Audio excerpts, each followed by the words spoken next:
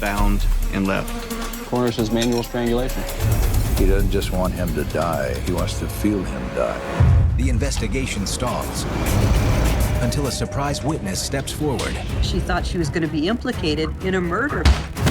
We need something to support what this woman says. To get to the truth, detectives will need to get their hands dirty. I said, I think you're going dumpster diving. Sometimes you have to do nasty things to solve a crime. When you begin a murder investigation, you're poking in the dark. But once you actually get to a point of getting solid information, the sun comes out. That's a great moment.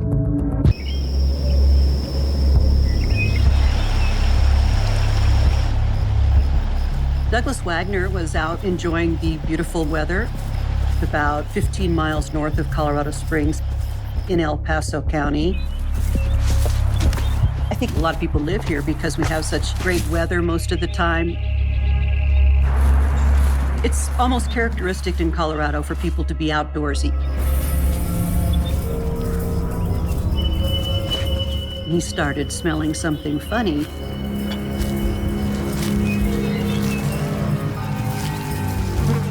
And kind of buried loosely under some branches. And he sees a dead body.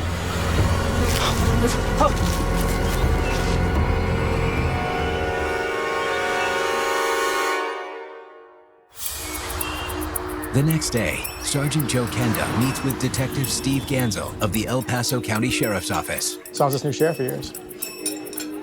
I like him. Shaking things up, but in a good way. I often meet with other detectives from other agencies, particularly El Paso County. We often work together on cases of common interest or cases that cross jurisdictional lines. Here you guys go. Yeah, thank you. You're welcome. I have been craving meatloaf like you wouldn't believe. I absolutely love having lunch with Joe and to sit over and talk about what we have going in the sheriff's office. So what's this new case you're working on? The guy went hiking in the woods and found himself a dead body. Wow. Looks bad. My appetite has never been spoiled. You get very accustomed to dealing with death. That's what we do. It doesn't interfere with lunch, dinner, or anything else. It just doesn't. On one occasion, we ordered pizza. We had it delivered to the crime scene. Happened in our jurisdiction, just outside of Woodmore, but we could use some of your help. Sure. So what do you know so far? Gansel explains the body was located in a remote wooded area. The victim appears to be a black male. He's early to mid-20s. He's very well built, maybe a bodybuilder or athlete of some sort.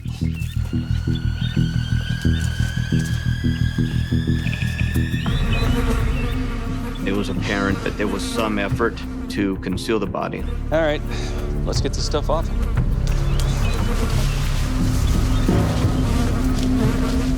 Once all the debris was moved, the body was rolled over. Oh, damn. He is bound, both his wrists and his feet, with shoelaces. Not bound very tightly, but bound nonetheless. There are drag marks where this body is found. So this person is transported to that disposal site, most likely by automobile. The body is removed from the car, dragged to where it's left, and then covered up. He's got no wallet on him. Somebody really took their time with this guy. Yeah, this is a targeted kill. It was very apparent that the victim had been beaten severely about the face. Inside the mouth was material from some type of a jacket. So was he beaten to death? Nope. Coroner says manual strangulation. Interesting. I thought so. Manual strangulation says they know this person, and this person is enraged. He doesn't just want him to die, he wants to feel him die. Coroner gives us time of death anywhere from 2 to 7 days ago. Other than that, I got nothing. So how can I help? I'd like to figure out who this guy is, run his fingerprints. I was hoping maybe you could ask around, see if anybody matching his description, what reported missing around then. Consider it done. Here's the rest of the case report. The most complete records of people and criminals and so on are maintained by the Colorado Springs Police Department. So we very often share information with the Sheriff's Department. If we don't find anything in our files, so reach out to the media. I really appreciate that, Joe. Whenever you're ready, guys. Thank you. This one's on me. Thank you. Thank you. That afternoon, detectives review every missing persons report from the past month. Since there is no identification on the remains, no documents of any kind, I'm checking to find someone who's of the same physical appearance as this guy. Black male, probably in his 20s, 5'7" to 5'8", 150 pounds, athletic build. Yeah, nothing here. How about you? Nothing. All right, let's try Crime Stoppers. Yeah, can you please put me through to KKTV? In 1988, I was a news anchor for KKTV, the CBS affiliate in Colorado Springs. Back then, the only way the police department had to get out information to the public was through the news media and Crime Stoppers. If you see any suspicious activity, please call us at Crime Stoppers. Crime Stoppers is an organization within the city and county that maintains informant files for individuals who call the police and report intelligence information they've gathered from the street. Crime Stoppers at this particular time was sort of a new and exciting thing that the news media was getting involved in. We had a specific Crime Stopper line that many times on a newscast, we would promote it and say, this is who they're looking for tonight, call this number. We might give a little synopsis of the crime. After the robber left the Safeway store, witnesses saw him get into a vehicle and drive westbound on Colorado. The car was described as a Chevrolet Impala four-door, late 60s to early 70s, with a white roof and light green body. The car also had a Colorado temporary sticker attached to the rear window.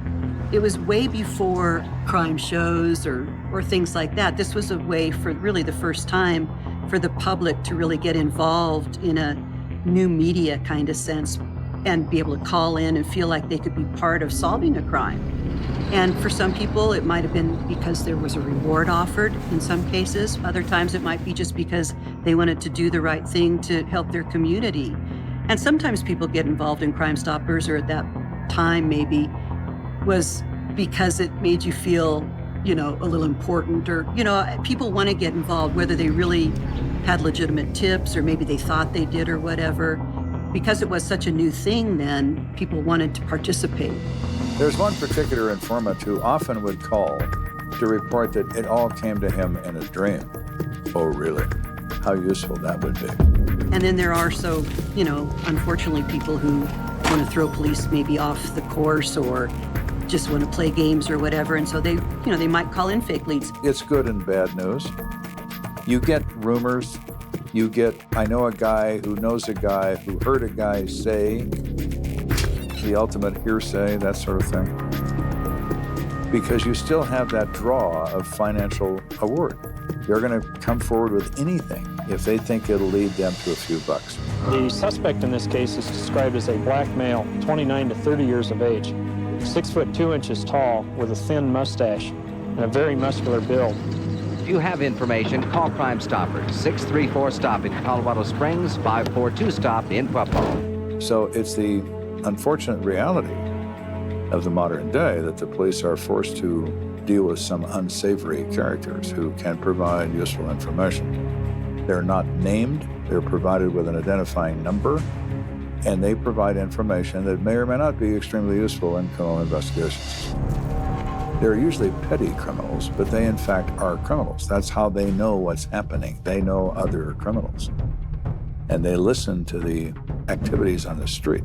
They know what's going on. They know who has a gun. They know who's bragging about something they committed. They know all these things because they associate with them. So the point is, by making them anonymous, they're at no risk from their associates as being labeled as a police informant, because they're only known by a number. Their number only appears in the case report, so even the defense cannot provide the identity of the informant to the accused. Please call us at Crime Stoppers. We need your help to stop these crimes.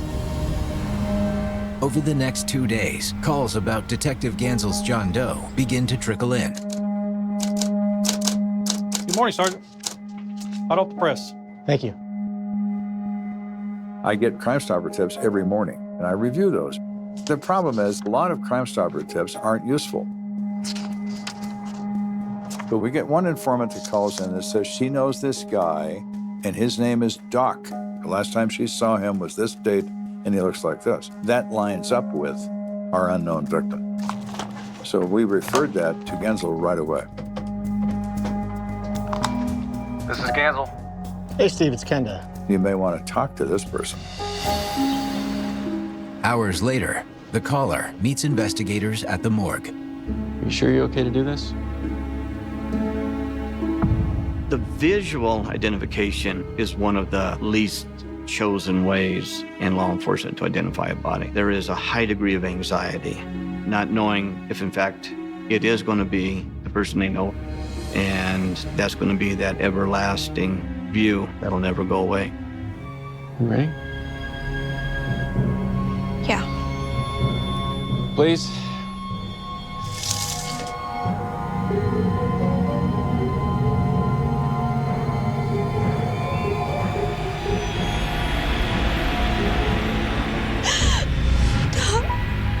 Oh my God. She yells out, "Oh my God, that's my friend Doc."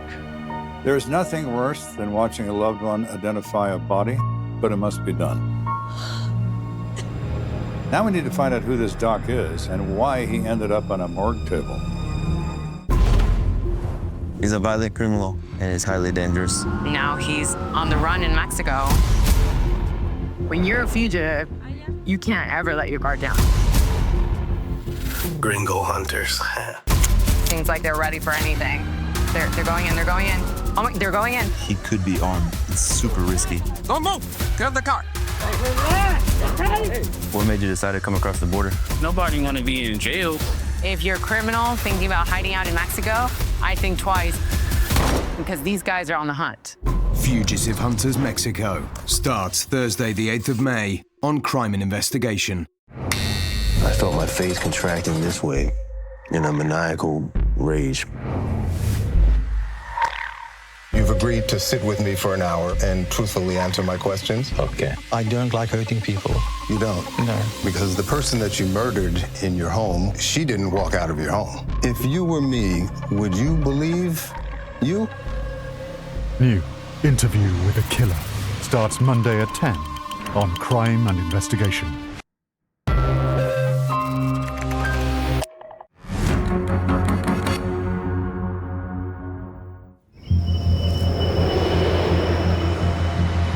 The El Paso County Sheriff's Department not only had a whodunit, they had a who is it.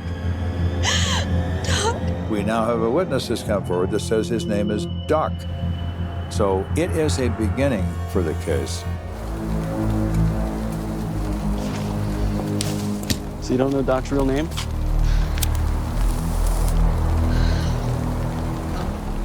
No, I haven't known him that long. Maybe a month. How do you know him? Look, you can be honest with me. All I care about is catching whoever it is did this to your friend. Okay, I scored H from him a couple times. And then we started hanging out. She described Doc as coming from New York, that he had been in Colorado Springs a short time and was a street-level drug dealer. She had purchased heroin from him. That's what got him in trouble. Something happened with the guys that he got the drugs from. How do you know that? The weirdest thing happened right before he disappeared. She said she was minding her own business.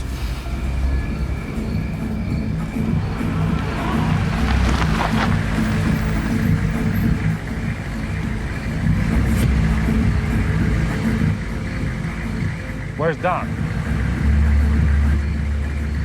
I don't know. I haven't seen him all day. She was absolutely terrified of these two men.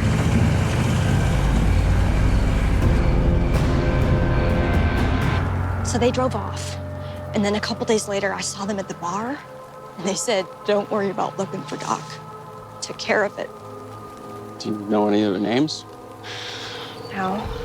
All I know is they supply most of the dealers in the area. And I heard that they have connections to a Panamanian cartel. It, of course, is entirely possible that he has crossed swords with these Panamanian drug dealers, and they took revenge by killing him. If you're in the drug business, they might even make a mistake and believe that you owe money that you don't own. It's a very bizarre world, which is why it's not in your interest to become involved in it. Look, here's my card, in case you think of anything else. And again, I'm sorry for your loss.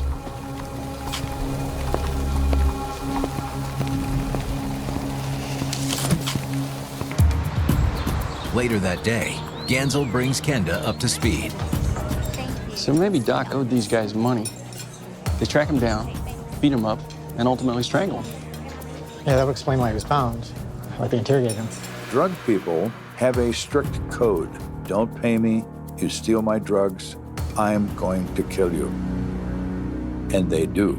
They carry out that threat because the only thing they can survive on is their reputation. And if it's drug dealers in the plural, could this explain tying up and torture and punching and who knows? So we're thinking to connect the Panamanian cartel? Yep. Oh, I got this. Oh, thanks, man. Keep the change. Thanks. Right. Thanks, Karen. It isn't long before Gansel and Kenda encounter an unexpected setback. This is Gansel. Hi, this is Tina. The witness called in and stated that she had received a telephone call from Doc. And Doc had informed her that he had left Colorado Springs. He's in Texas, he's fine. Oh, great. I'm so sorry. I really thought that the guy you showed me was him.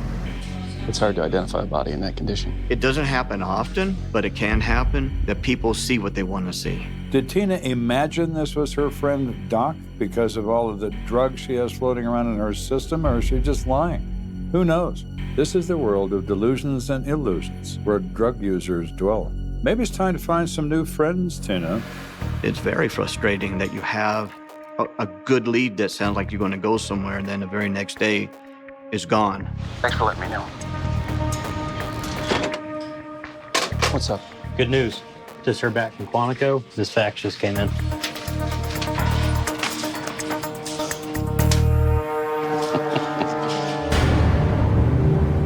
So the FBI ran the victim's prints in a national database and got a hit. This person is John Bernard Wilson, known as Johnny. He's 23 years of age. Through the records, it showed that Johnny Wilson was living with his mother in Denver.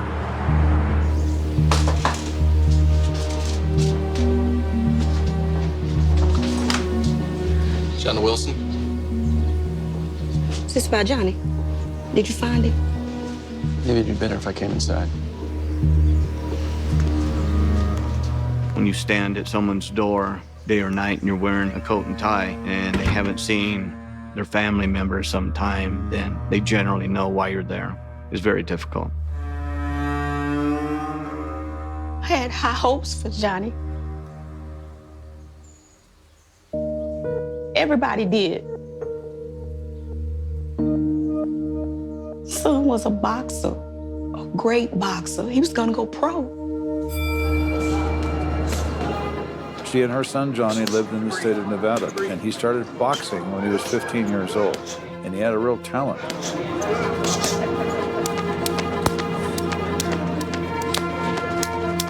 She said by the time he reached the age of 18, he was a heavyweight Golden Gloves champion within the state of Nevada. She explains that until Johnny Wilson could fight his way up to the more lucrative matches, he had to work as a bouncer to pay the bills. And that's when it happened. It was just bad luck. Get outside. Get out your face. Man, I ain't scared of you. Hey guys, chill out. Chill out. Chill out. That's what you do. That's what you get out of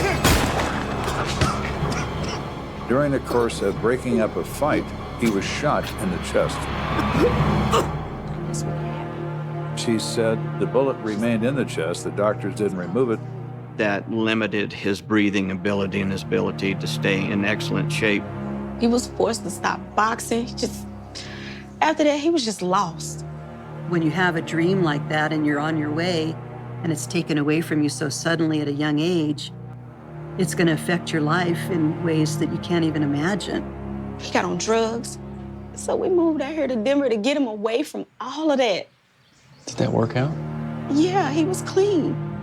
But he was still just so down on himself until he ran into one of the boxing coaches from the USA boxing team. Johnny Wilson. Yeah. I knew it, man. How you It's doing? me. I'm good. I'm good. How are you? I will never forget your knockout at the Golden Gloves Championship, man. Man, that was amazing. That was a long time ago. It was Yeah, incredible. man, it was incredible. It was Holly Shuffle. 1, 2, Oh, wow. bang, man. You hit him. Damn. Yeah, you training here in Denver? No, I gave that up a while ago. Johnny told that guy about his health, and he was convinced he could help my son. The mother also said that he was told if he could overcome his breathing issues with the right kind of coaches, he could perhaps resume his career. So he then moved himself down to Colorado Springs and began to train once again. She said she was so happy that her son had found this new lease on life. But about a month ago, she started to sense that something was wrong. What do you mean? He was sounding really anxious on the phone. He wouldn't tell me what was wrong. I decided to find out myself. Shonda drove down from Denver and finally found him. It was apparent that he was back on drugs. It's got to be very sad and disheartening for a mother who had so much hope in her son to see him fall so quickly. He looked terrible. I tried to get him to come home with me. He said he had something to take care of first. That was the last time I saw him. Do you remember any of the people that he was with? No, just some addicts, I think. Why would she know? Her only concern was him. Please, detective, you find the man that did this to my son. I promise you we're going to do the best we can.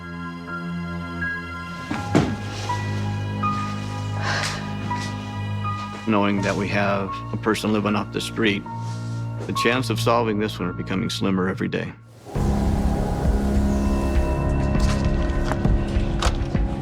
But lucky for Gansel, Kenda has a new lead for him. This is Gansel. Hey, Steve, it's Kenda. Hey. I got information from this woman. It says Her husband and another guy might be involved in the killing. We got a Crime Stoppers tip from a woman, and she tells this long story about how her husband and another guy are probably the ones that are involved in the death of Johnny Wilson. I'm telling you, Steve, she had a lot of information we haven't put out to the media yet. So when you get a Crime Stoppers tip that says a certain thing about the remains or a certain thing about the method of death, you know that's good information because nobody knows that except the police. The point is, you have to understand that bad guys read the paper also. They watch the TV news, just like you do. We do not release all the information about a murder case to the media. It's not because we're trying to avoid anything. It's because we're trying to restrict information known only to the killer. I think she might be the real deal. I said, it just smells right, very right. And you need to get on this and bring in this woman, Lynn Chapman. Miss Chapman, I'm Detective Gansel. I'm sorry, I couldn't find someone to watch my girl on such short notice. Mike, would you be so kind and keep an eye on her while we talk? Okay. Thanks so much. Please have a seat. I'm not sure where to start with all this. This involves my husband, Reggie. He saw that Crime Stoppers report and just went berserk. She explains that her and her husband were living in this motel due to financial difficulties. They were trying to get back on their feet.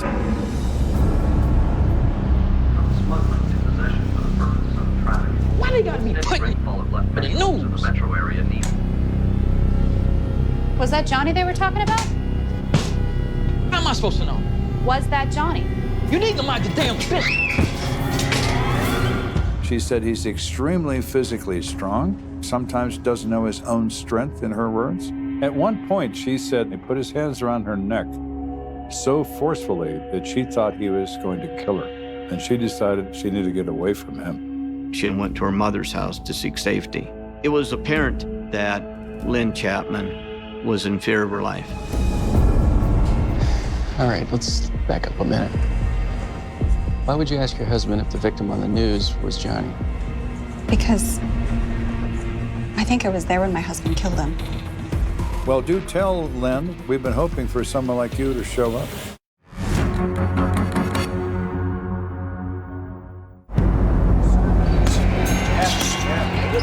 We have an amateur boxer, Johnny Wilson, who has fallen into the drug world, who winds up getting murdered. I'm really sorry. We've already had one informant who completely took back everything she said to us. Now we have another informant that sounds like a really good one. We have somebody stating that her husband was in fact the one that committed the homicide.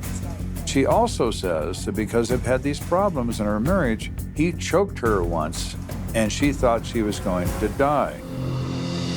Now that's an important statement, because what is he doing to her? Manual strangulation. What did somebody do to Johnny Wilson? The very same thing. So now the investigation is becoming more and more focused. So how does Reggie know Johnny? We met him at the motel where we were living. Him and Johnny had similar bad habits. Which are? Drugs. Reggie and Johnny do coke together. Then Chapman described Johnny as a low-end drug user, drug supplier.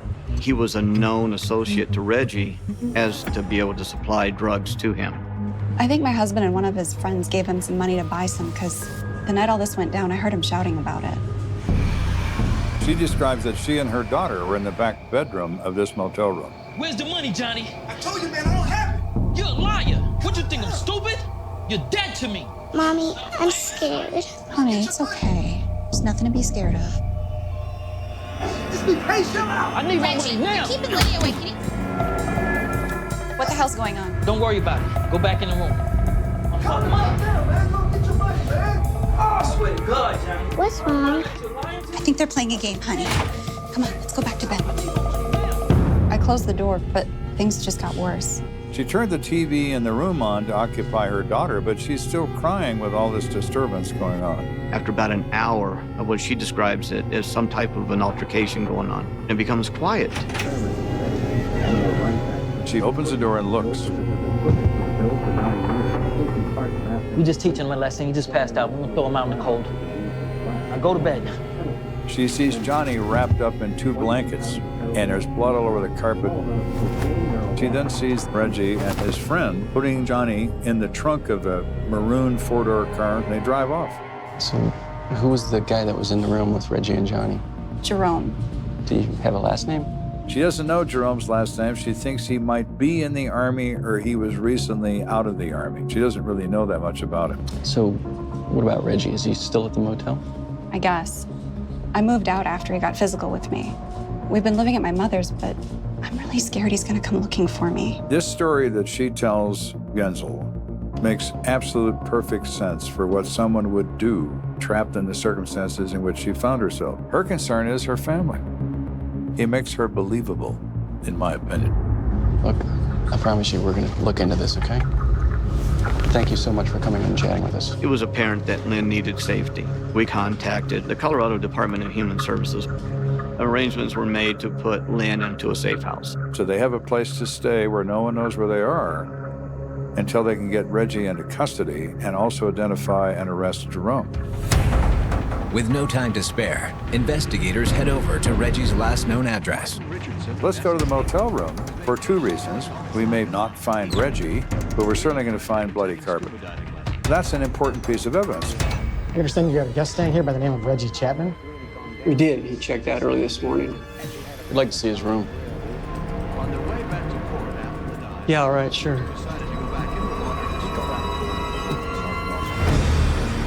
So the manager takes his master key. We open the door and we look in this room. Much to our surprise, the carpet that was once in there had been removed. No carpet of any kind. It's a bare floor. So where's the bloody carpet? Where's the carpet? Was there ever any carpet? Did she make that up? When she opened the door with high expectation, looking at it and go, great, now what? Where did it go? It's just one more leg that you just have to keep going. We took the carpet out this morning after Mr. Chapman moved out. Why? Unfortunately, a lot of these tenants trash the carpets. That's why we buy the really cheap ones. This one is pretty gross. We just took it out a few hours ago. So where's the carpet now? In the dumpster, I guess.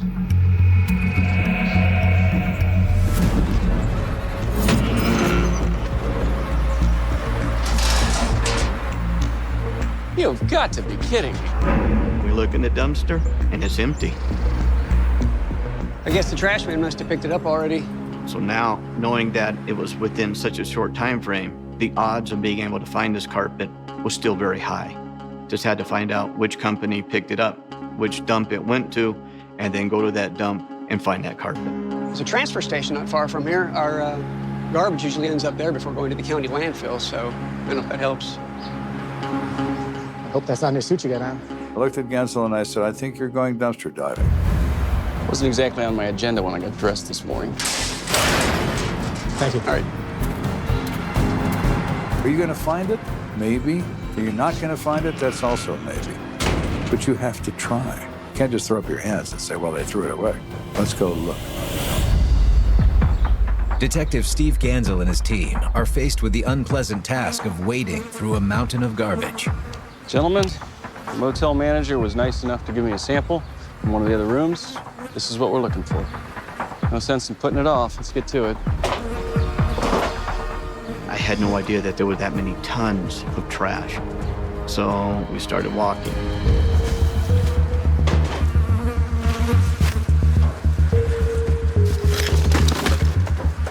Being a homicide detective, everyone thinks it's very wonderful. Oh my God, it's this really great mystery.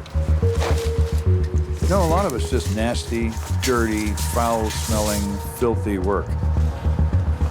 There were dead animals and sewage, everything you could think of. The day was getting warmer and the smell was so thick. It was horrendous. To get to the bottom of something, you have to go looking in places you wouldn't spend any time in if you could avoid it. There's no escape, not even for lunch. It's got to be here somewhere. The life of a homicide detective is not glamorous. Sometimes you have to do nasty things to solve a crime. But you're here for a reason. The reason is to find out who killed Johnny Wilson. That's the motivation.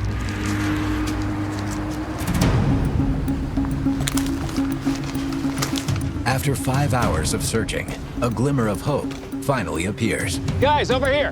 We look down, it's like, Eureka!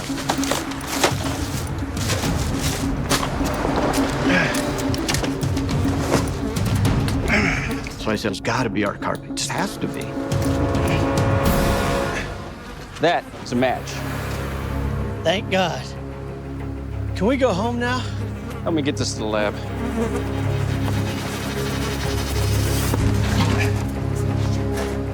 We took it to our crime lab, and the blood samples that were found and the blood samples of Johnny Wilson that were recovered from the autopsy did match.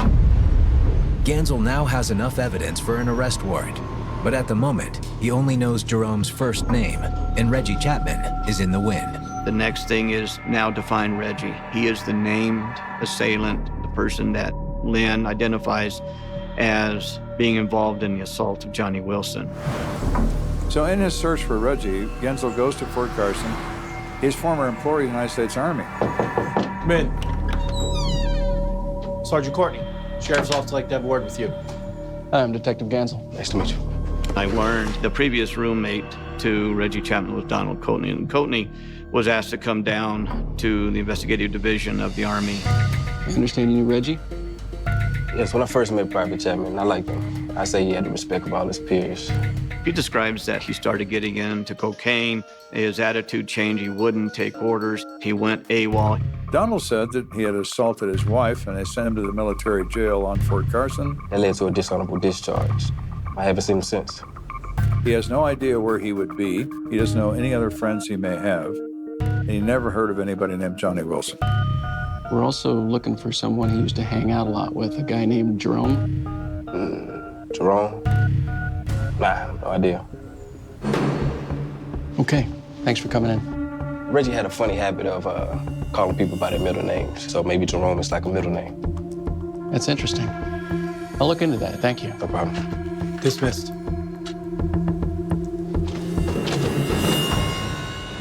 Meanwhile, Kenda has continued to feed the press updates about the case, and his persistence finally pays off. We get a Crime Stoppers tip that comes in, and I immediately get a hold of Gensel. We got another thing here, looks pretty good.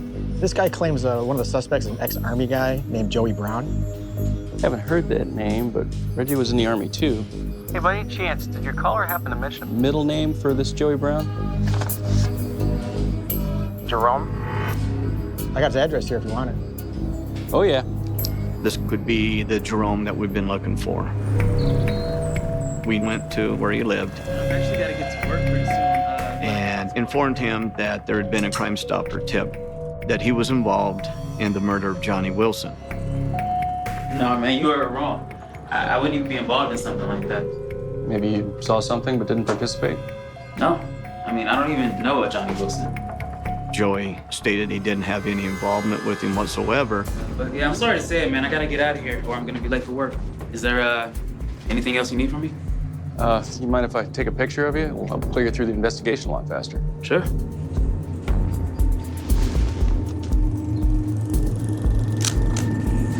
Thanks. Cool. The intent of taking a photograph was to show that then to Lynn Chapman. While Gansel isn't sure Joey Jerome Brown is his guy, the color of Joey's car catches his attention. Knowing that Lynn Chapman saw the body wrapped in blankets in a maroon four-door vehicle, now everything is starting to come together. So now Gansel contacts the star witness, Lynn Chapman. Do you recognize anyone in this photo? I think that's him, but I'm not positive. You're not positive? I'm sorry. It's all right. Without positive identification, the likelihood is yes, but likelihood doesn't fly in a court of law. Thanks so much for coming in. Hang on a second. Is your daughter here at the station with you? Yes. Didn't you say that she was there the night that you saw it happen? Yes, my 6-year-old Lenny was standing right next to me. Suddenly, Gansel sees another way forward. We asked Lynn, would you mind if we see if your daughter can recognize anyone to supplement what you said? Yes, that'd be fine. Great. So we bring the daughter in, explain to her that these aren't bad guys, these are good guys. You don't want to traumatize a little kid. We asked, is anyone in this photograph the same person that you remember being with your dad? That man there. He was the one with my dad yelling at the other man. You're positive? So we have a child who supports what her mother has been saying all along, that her daddy and this fellow named Jerome were yelling and screaming at a man named Johnny. Well, they were doing more than that, darling. They were killing Johnny.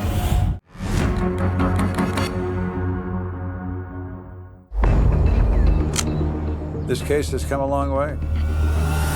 That man there. Thank you. Once that identification is made, it's time to sign an arrest warrant for Reginald Chapman and for Joey Jerome Brown for the crime of first-degree murder. As El Paso County Sheriff's deputies head out to arrest Jerome, SWAT is assembling outside an address where Reggie is believed to be hiding. A woman calls Crime Stoppers and says that she knows Reggie Chapman and that he confessed to her that he killed someone, and she knows where he is staying. Knowing that we're dealing with an individual who is excessively violent, arrangements were made with the motel staff to know which room that he was in. Let's get him.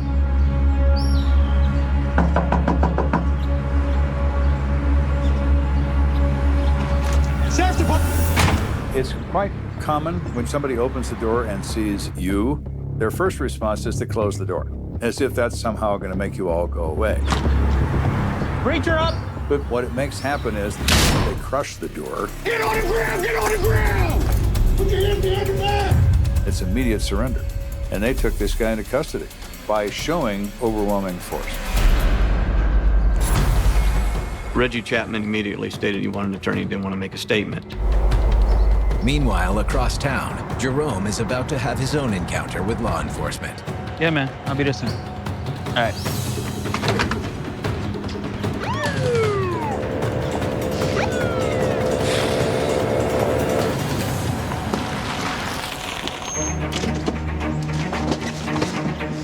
Joey Jerome Brown.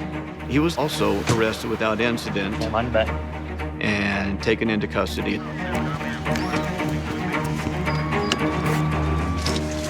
But before they head back to the sheriff's office, something else catches their eye. They notice his maroon car in the parking lot. They look inside of the vehicle and see stain remover, some nylon cord, a 7-inch knife. Forensics, major crimes, and a record of tow's car, please. Ultimately, all this was taken into evidence. With Reggie Chapman not talking, Gansel focuses on his alleged accomplice. Joey Jerome Brown waived his right to remain silent and offered information to assist through the investigation. I'll tell you the whole story. I don't care. Let's hear it. He comes forward and he says what happened. His theory is, I didn't kill him. Reggie did. That's his motivation. This whole thing started because Johnny said he was going to pick up some coke. He wanted to know if we wanted him to pick up some for us as well. We scraped together $100. And what happened? We waited a few days, and Johnny never showed up with our stuff. Jerome says they became extremely mad and felt that they were ripped off. After several days of Reggie and Jerome searching the streets for Johnny, they finally found him. What's up, Johnny? What's up, man? What's going on, man? What's up, fellas? Yo, you got my stuff? Yeah, man. It's coming, man. Don't worry about it. My guy's just waiting for another shipment. That's all. Anybody that buys drugs knows he's lying. They assume he used the money to buy drugs, which he's now got in his system. You gonna get my stuff? Money, man. I'm not playing with you no more, man. I ain't want no trouble. Jerome explains that Reggie wanted to move their conversation inside, but tensions only escalated from there. Come on, Reggie, take it easy. I'll get you your stuff, man. Don't tell me to take it easy, punk. Be patient, man. My guy always comes through, man. Come on. So we cool? Be patient. Just be patient now. I need my money now. What are you doing, man? Reggie starts knocking him around, making demands, threatening him. He's gonna kill him. Man, ain't got no money, man. Let me go, man. Hey, yo, ain't got no money. Check your shoes, man. Check your shoes. It's a very common thing for street people to hide things in their shoes. I don't know why, but they do. Yo, $31, that's all. That's all you got? Jerome claims that's when Lynn came out and made the situation worse. But that woman was crazy. Nah, man, you just don't get it, man. What the hell is going on in here? Just give Reggie his money. My kid's in there scared and can't sleep because of all this yelling and screaming. Just give him his money and get the hell out of here. It's none of your business. Not only did Johnny take money, but now he insulted Reggie's wife. That's the last straw. Johnny was a great boxer. Now he's just a dope addict. And he's a shadow of his former self, and he can't overcome Reggie. All right, Reggie. Reggie, chill, man. Chill out, man. Reggie! And he continues to strangle him until he goes limp. The deed was done. What did you do, man? Get a blanket, man. We gotta get his ass out of here.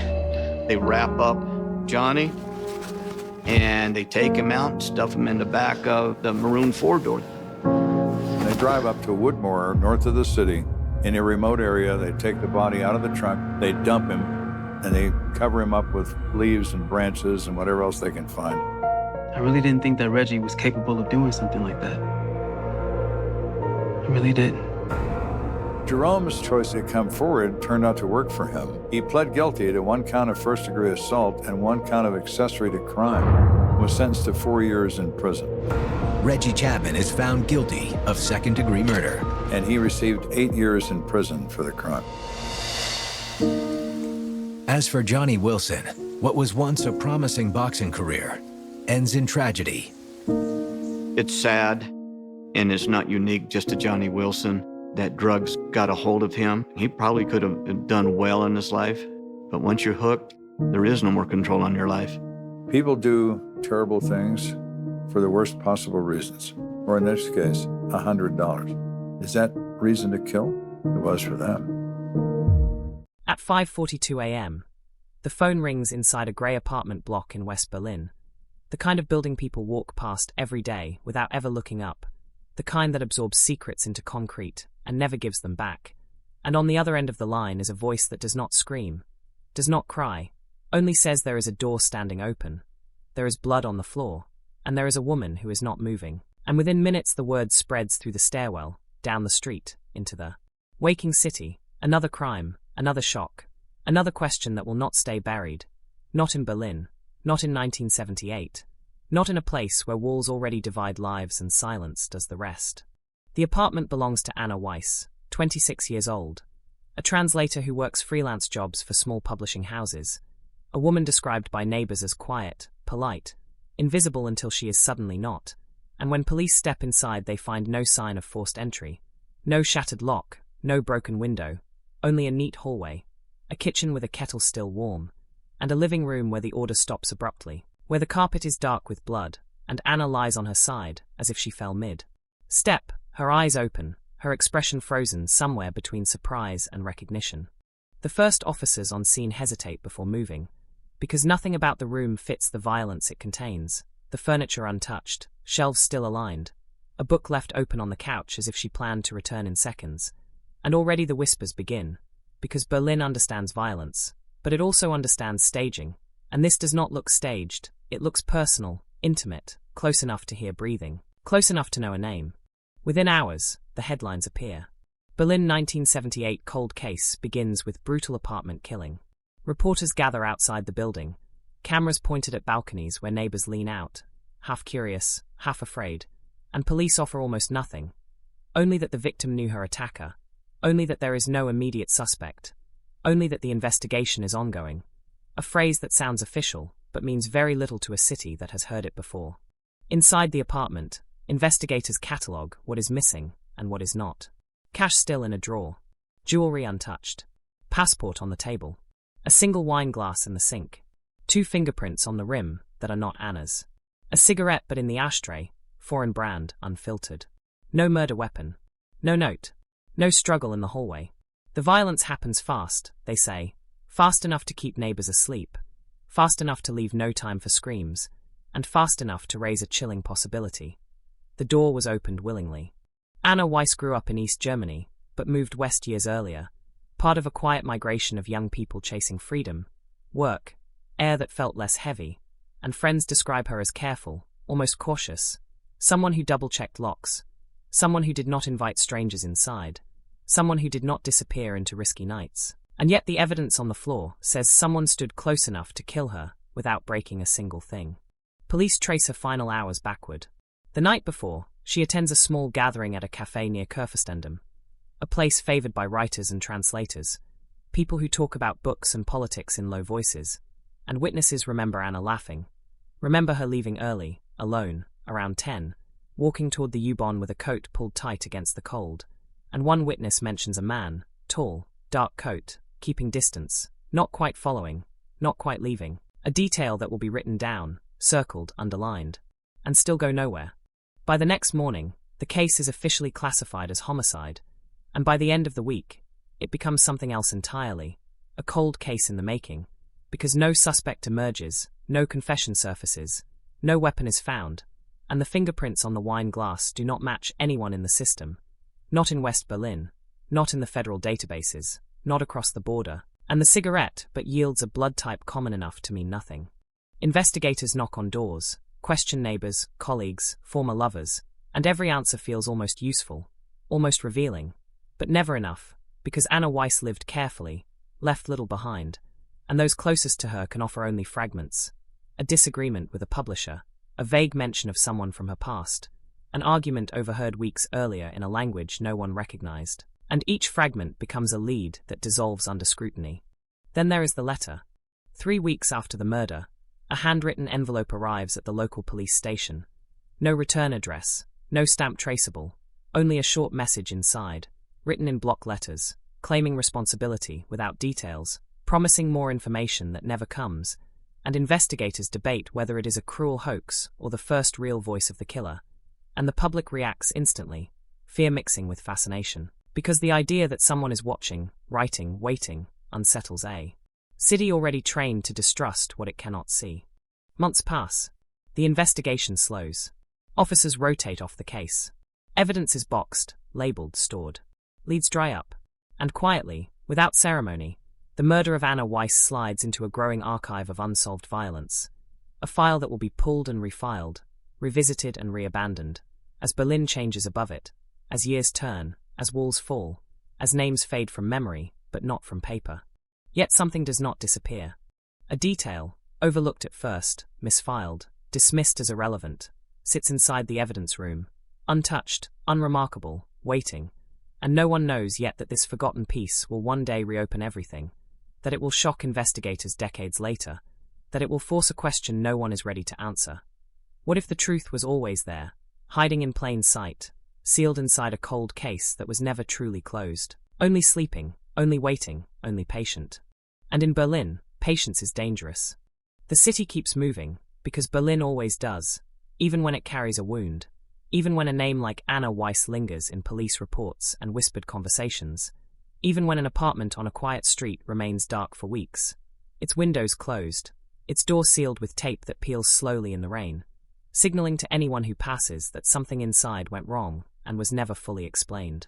Inside police headquarters, the case file thickens not with answers, but with paper, transcripts, handwritten notes, photographs taken under harsh flash, and the unsettling sense that every new page only confirms how little is truly known. Investigators reconstruct Anna's life with clinical precision, mapping routines, habits, relationships, because when a crime leaves no clear path, the victim becomes the terrain. She wakes early. She works late. She keeps her circle small. She translates manuscripts from Russian and Polish into German, sometimes English, sometimes French, jobs that pay irregularly but give her access to words most people never see. Some of those texts deal with politics, with exile, with surveillance, with lives interrupted by power, and suddenly her work itself becomes suspect. Not because it is illegal, but because in Berlin, language can be dangerous, and people who move between worlds often attract attention they do not want. Police question her clients. Most cooperate willingly, some nervously, a few defensively, insisting their work has nothing to do with her death, insisting Anna was professional, discreet, forgettable.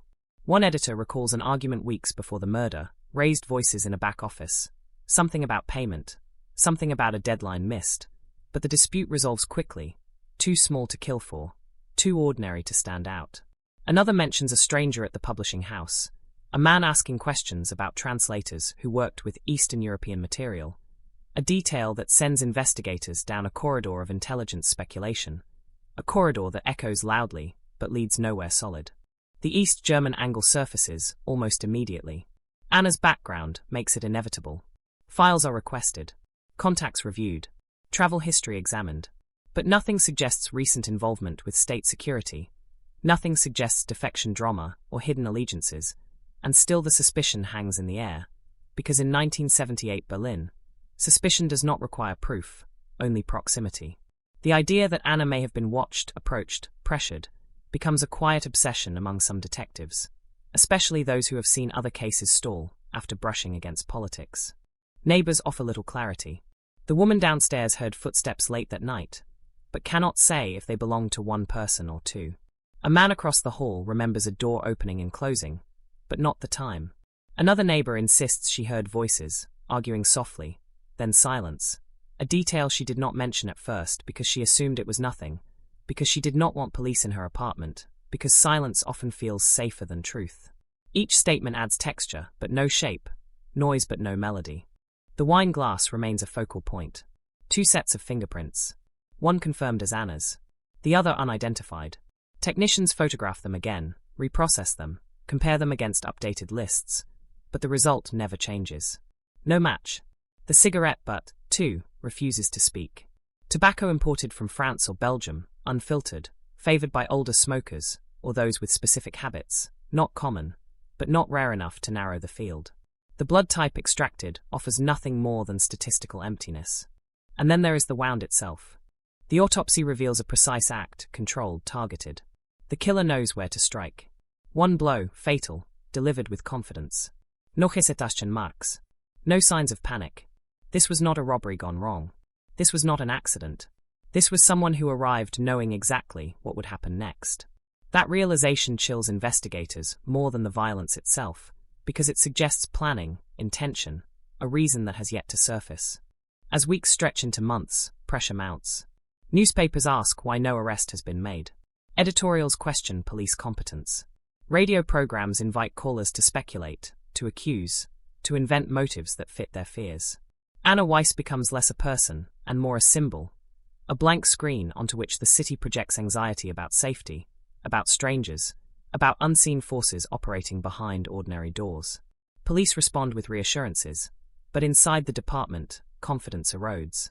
One detective, younger than most, refuses to let the case rest. He rereads transcripts late at night, circles inconsistencies, fixates on the letter sent to the station weeks after the murder. The handwriting analysis is inconclusive, the language vague, but something about the timing bothers him. Why write then? Why promise more and never deliver? He considers the possibility that the letter was not a confession, but a test, a way to see how police would react, what details might leak, what panic might surface. The idea cannot be proven, but it does not leave him. Another officer revisits Anna's social circle, focusing on what she did not say rather than what she did. Friends describe her as private, someone who compartmentalized, who did not mix work with personal life. That boundary, once admirable, now becomes a liability. If she was seeing someone secretly, if she was involved in something she chose not to share, there would be no witnesses, no warnings, no obvious red flags. The thought that the key to the murder might lie in something deliberately hidden frustrates everyone involved. By the end of the year, resources thin. New cases demand attention. Priorities shift. Anna Weiss's file is moved from the active shelf to a cabinet marked unsolved. Officially, the investigation remains open. Unofficially, it enters a colder phase, one defined by periodic reviews rather than daily urgency. The detectives know what this means. Without a break, without a name, without evidence that can be pushed further, the case will age, and aging cases do not fade quietly. They harden. Years pass. Berlin changes. The wall that once defined the city eventually cracks, then collapses, and with it come new records, new access, new hopes that old crimes might finally make sense. Anna's case is reopened briefly during this wave of optimism. Her file dusted off. Her name spoken again in meeting rooms filled with younger officers who were children when she died. They look at the photographs with fresh eyes, ask questions their predecessors did not, but they face the same silence, the same stubborn absence of proof. And still, somewhere among the boxes, among the mislabeled envelopes and fading evidence tags, a detail remains overlooked, dismissed long ago as irrelevant, its potential unrealized, its importance waiting for a moment that no one can yet imagine, a moment when the past will push back into the present with enough force to finally break the stillness of a cold case that refuses to stay buried. Time does not heal a cold case. It distorts it. Memories blur, witnesses age, documents yellow at the edges, and what was once urgent becomes archival, a collection of facts frozen in the language of another era, waiting for someone patient enough to listen without nostalgia or fatigue. For Anna Weiss, the years after her death are marked not by answers, but by quiet erosion, the gradual loss of context that makes every remaining clue feel heavier, more fragile, as if one wrong move could shatter what little remains. In the early 1980s, a new theory surfaces, not from police, but from journalists who begin to connect patterns the official investigation never confirmed. Several women, all young, all living alone, all working in intellectual or cultural fields, are attacked in separate incidents across West Berlin. Most survive. One does not. The similarities are subtle, easy to dismiss, but the idea of a serial offender creeps into the public imagination, fueled by headlines and speculation. Police issue cautious statements, neither confirming nor denying a link, but internally they review Anna's case once more, searching for echoes that might tie her death to a broader narrative of violence. The review yields frustration rather than clarity. The methods differ. The locations vary. Motives remain speculative. Anna's murder stands apart, precise and singular, not the chaotic expression of a predator escalating over time. That distinction matters, because it suggests a personal connection rather than a pattern, and personal connections are harder to trace when the victim guarded her life so carefully. Another lead emerges from an unexpected place. A former colleague contacts police years later, claiming to remember a conversation with Anna about a man she met through work, someone who offered to help her secure more stable contracts, someone who spoke multiple languages and seemed unusually interested in her background. The description is vague, filtered through time and guilt, but it reignites the possibility that Anna's professional life crossed paths with someone who saw opportunity rather than collaboration. Investigators attempt to identify the man, combing through publishing contacts, translators' networks, and old address books, but the trail dissolves, names half-remembered, organizations dissolved, records incomplete. The apartment itself becomes a silent witness. New tenants move in, repaint the walls, replace the carpet, unaware or unwilling to know what happened there. But for police, the space remains frozen in photographs, each angle studied repeatedly, each object scrutinized for meaning. The absence of forced entry continues to dominate discussion. Whoever entered did so with ease. Either Anna trusted them, or they convinced her quickly, or they had been there before. The possibility that the killer was someone familiar, someone unremarkable, someone who blended seamlessly into her routine, haunts the investigation. In the late 1980s, forensic science begins to advance, slowly at first, then with increasing promise. DNA analysis, still in its infancy, offers hope that biological traces, once considered useless, might speak. Anna's case is flagged as a candidate for future testing, but resources are limited, priorities contested.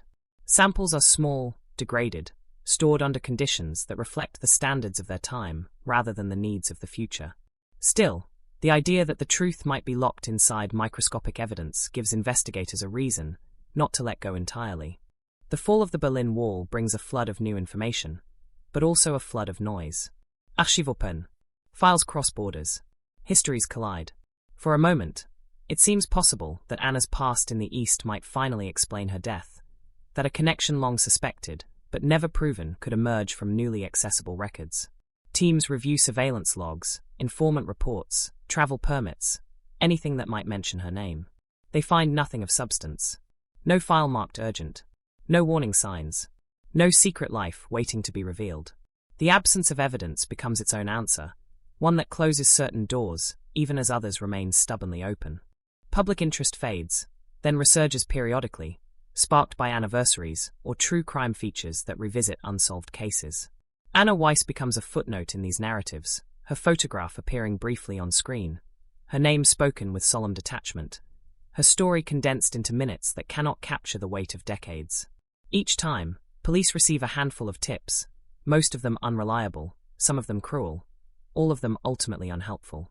Inside the department, the case develops a reputation, the kind that deters casual optimism. Young officers assigned to review it are warned not to get attached, not to expect breakthroughs, not to lose sleep over questions that have already consumed others. And yet some do. They notice details overlooked, ask why certain evidence was deprioritized, why some witness statements were filed away without follow-up. They feel the pull of a mystery that refuses to resolve cleanly. One such officer focuses on the inventory list, a dry document meant to catalogue objects, not inspire insight.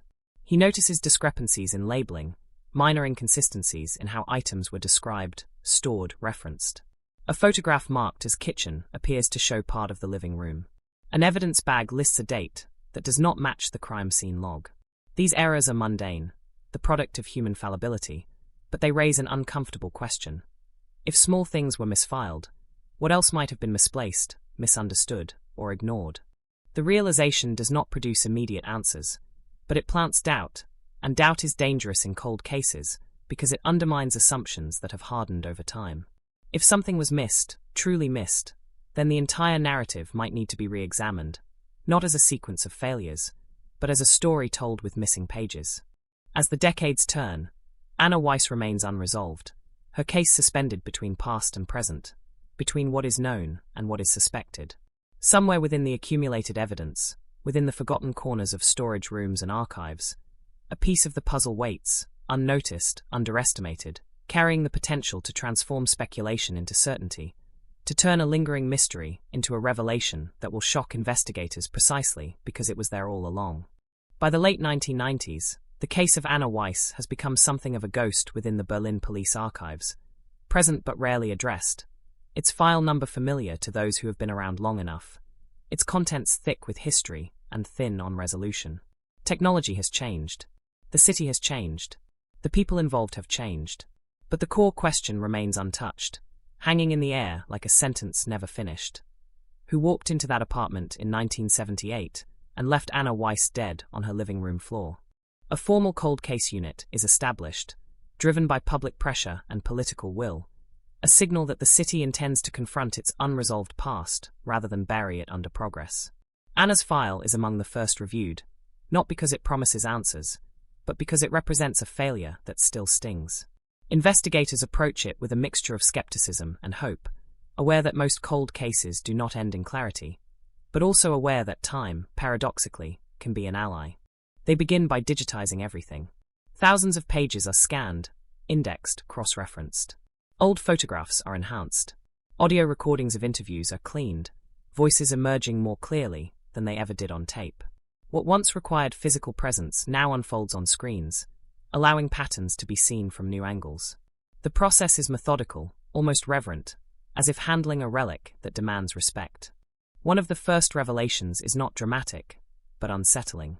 Several early leads were abandoned not because they were disproven, but because they were inconvenient, leading into bureaucratic dead ends or overlapping jurisdictions. Names appear once and never again. Phone numbers are written down without context. Addresses are listed without follow-up. These are not conspiracies. They are the residue of a system under strain, a reminder that even serious investigations are shaped by limitations and fatigue. Attention returns to the unidentified fingerprints. Advances in databases mean that prints once isolated can now be compared across borders, across decades. The process is slow, but for the first time, there is a sense of momentum. Technicians rescan the prints, adjusting for clarity, correcting earlier distortions. Weeks pass. Months. Then a result appears, tentative at first, flagged rather than confirmed. A partial match, not to a criminal record, but to an administrative file, a civil registry entry from another region, another life, another context. The name attached to the match does not trigger immediate recognition. It belongs to a man with no known violent history, no convictions, no obvious connection to Anna Weiss. On paper, he is ordinary, almost invisible, the kind of person who rarely attracts attention. And yet, his fingerprints should not be on her wine glass. That discrepancy alone justifies further scrutiny. Investigators trace his movements backward, reconstructing a life that intersects with Anna's world in subtle, easily overlooked ways. He worked briefly for a logistics company that handled international shipments, including materials for publishing houses. He spoke German and Polish. He lived within walking distance of Anna's apartment in the late 1970s. None of these facts prove anything, but together they form a constellation that cannot be ignored. The cold case unit debates strategy. Approaching the man directly could spook him, shut down cooperation. Waiting risks losing the thread. They opt for quiet investigation, pulling records, interviewing former colleagues, building a picture that grows clearer and darker with each step. Some remember him as helpful, others as intense, a few as unsettling in ways they could not articulate at the time. A surviving witness from Anna's cafe gathering is located, now elderly, her memory fragile but persistent. Shown a series of photographs, she hesitates, then points to one. The resemblance to the man seen that night is not perfect, but it is close enough to raise heart rates in the room. The witness is careful, aware of time's distortions, but her confidence in that moment is unmistakable. Still, evidence remains circumstantial. There is no confession, no weapon, no direct proof tying him to the crime beyond presence and possibility. Prosecutors caution restraint. Cold cases demand patience, not enthusiasm. Investigators return to the evidence, searching for something overlooked, something that can anchor suspicion in fact. It is then that a junior analyst notices an anomaly in the evidence logs, a reference to an item that no one recalls discussing in depth. A small cloth, stained, collected from the apartment, labeled and stored without further comment. It was assumed to be cleaning material, insignificant, a background detail in a violent scene. The analyst requests it be retrieved. When the cloth is examined under modern forensic methods, it yields more than expected. Biological material, preserved by chance, resilient against time. DNA that can be extracted, amplified, compared. The process is careful, deliberate, aware of the stakes. When the results come back, they do not shout. They whisper, but what they whisper is enough to shift the room. The DNA does not belong to Anna Weiss. It belongs to a man. And it matches the same name flagged by the fingerprint analysis. For the first time in decades, the cold case exhales, not into resolution, but into possibility, the kind that tightens the chest and sharpens focus, the kind that reminds everyone involved that some truths wait patiently, embedded in forgotten evidence, ready to shock investigators who finally know how to listen.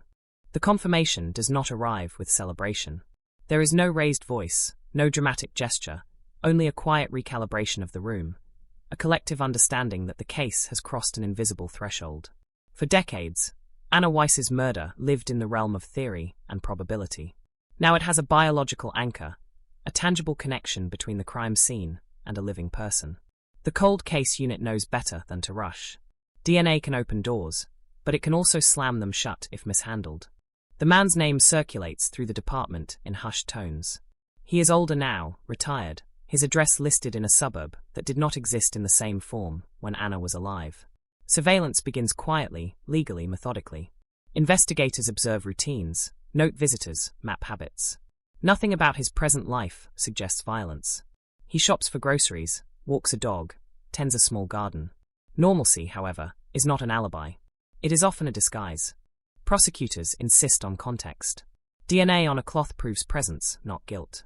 Investigators must explain why his biological material was in Anna's apartment, why his fingerprints were on her wine glass, why witnesses place a man like him near her final moments. They return to the past, reconstructing his movements with a precision that was impossible in 1978.